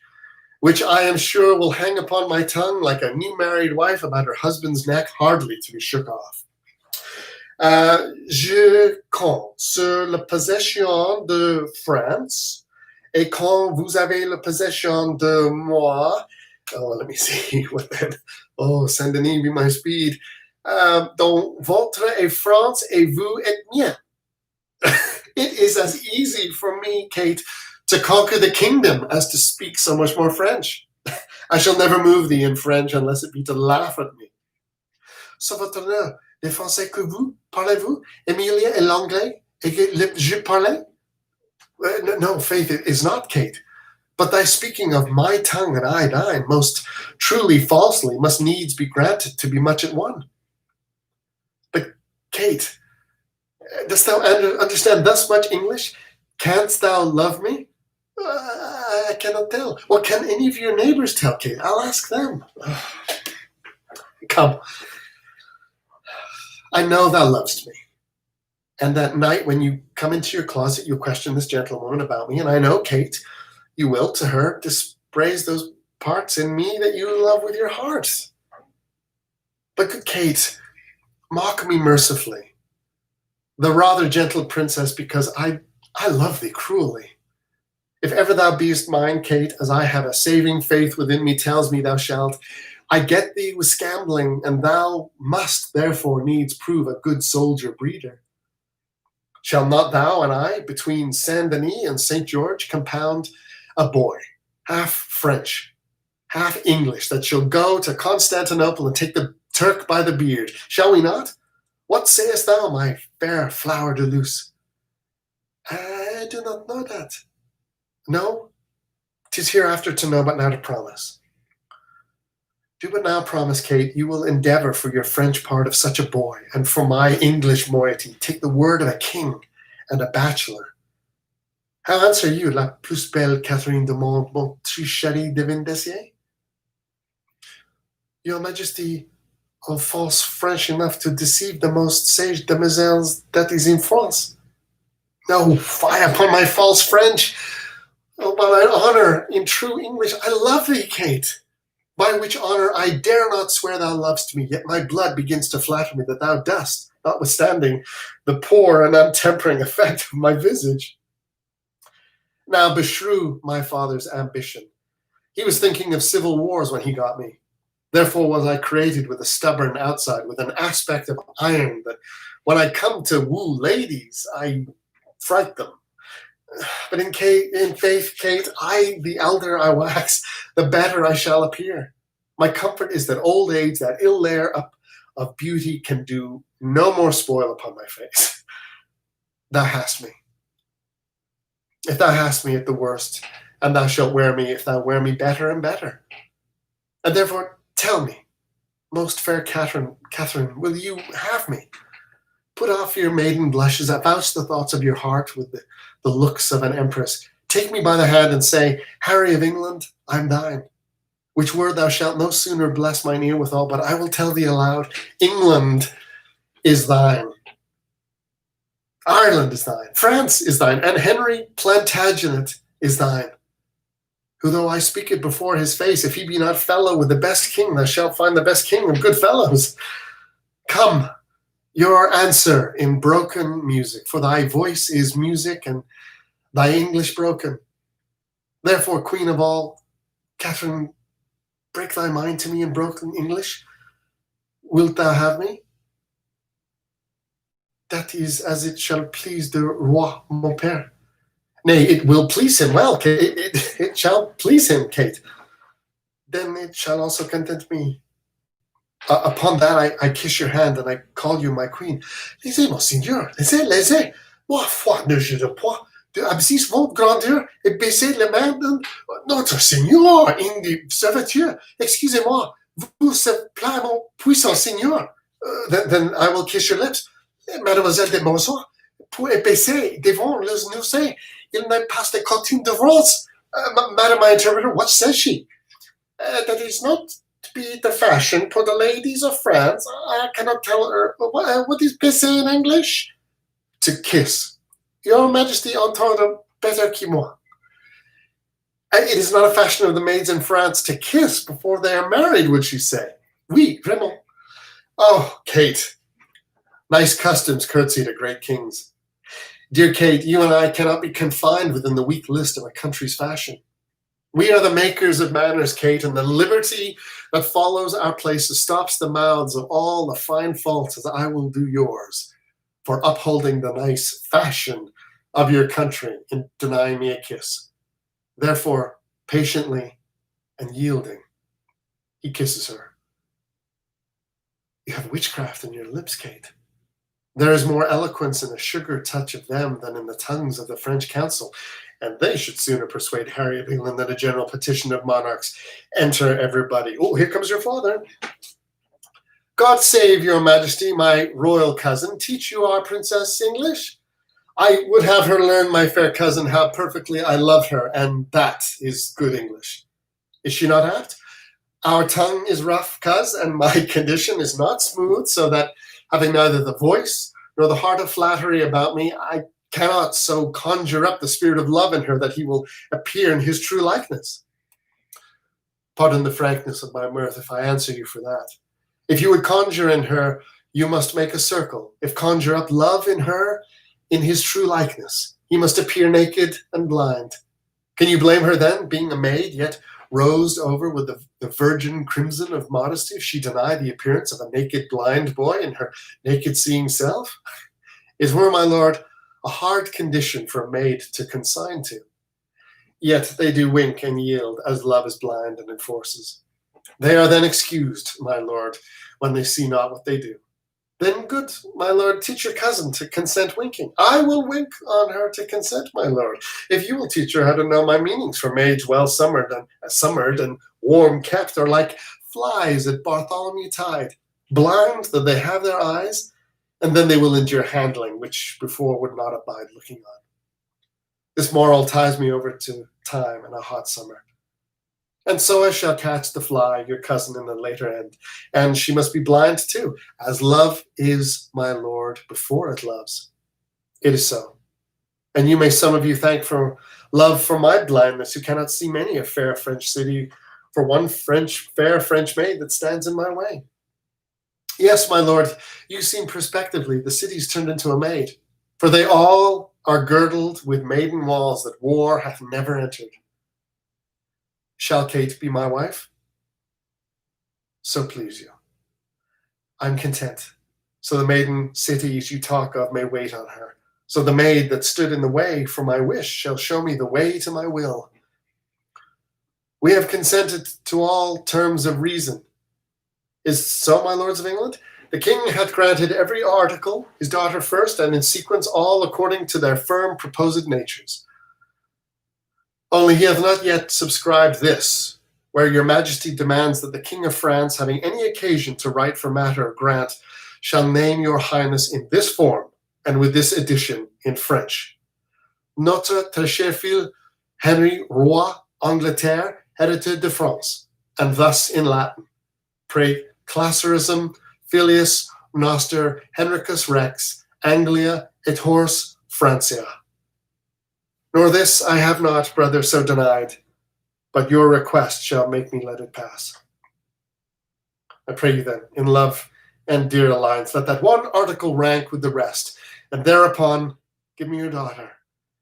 Take her, fair son, and from her blood raise up issue to me, that the contending kingdoms of France and England, whose very shores look pale with envy of each other's happiness, may cease their hatred, and this dear conjunction plant neighborhood and Christian-like accord in their sweet bosoms, that never war advance his bleeding sword twixt England and fair France.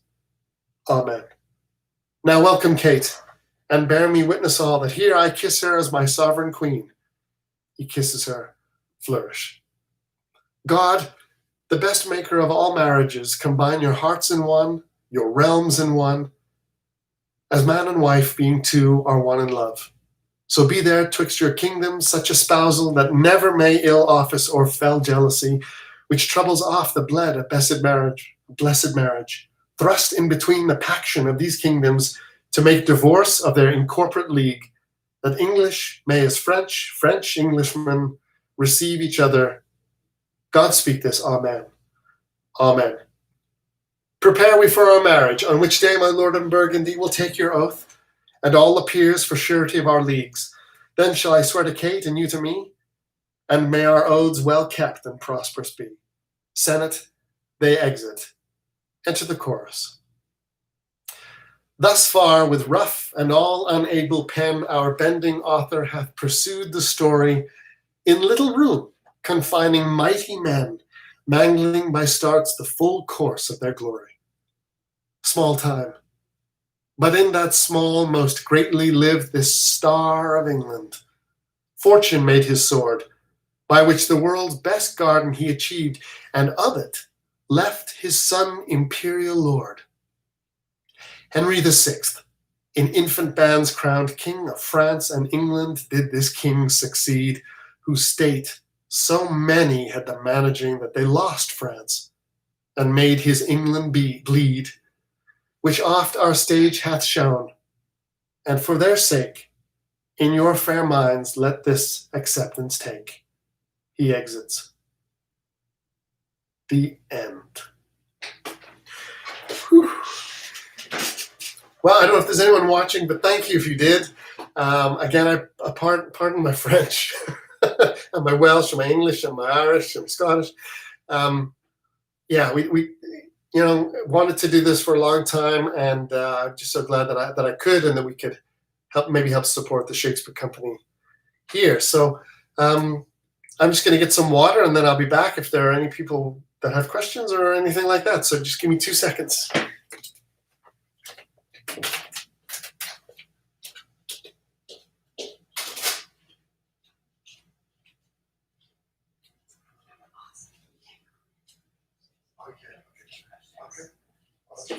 I'll just say thank you. Okay, I'm back. Apparently can't comment on the live settings for YouTube, but thank you so much. Please leave your comments below if you can, and have a good night. And thank you very much for watching. And we'll see you soon.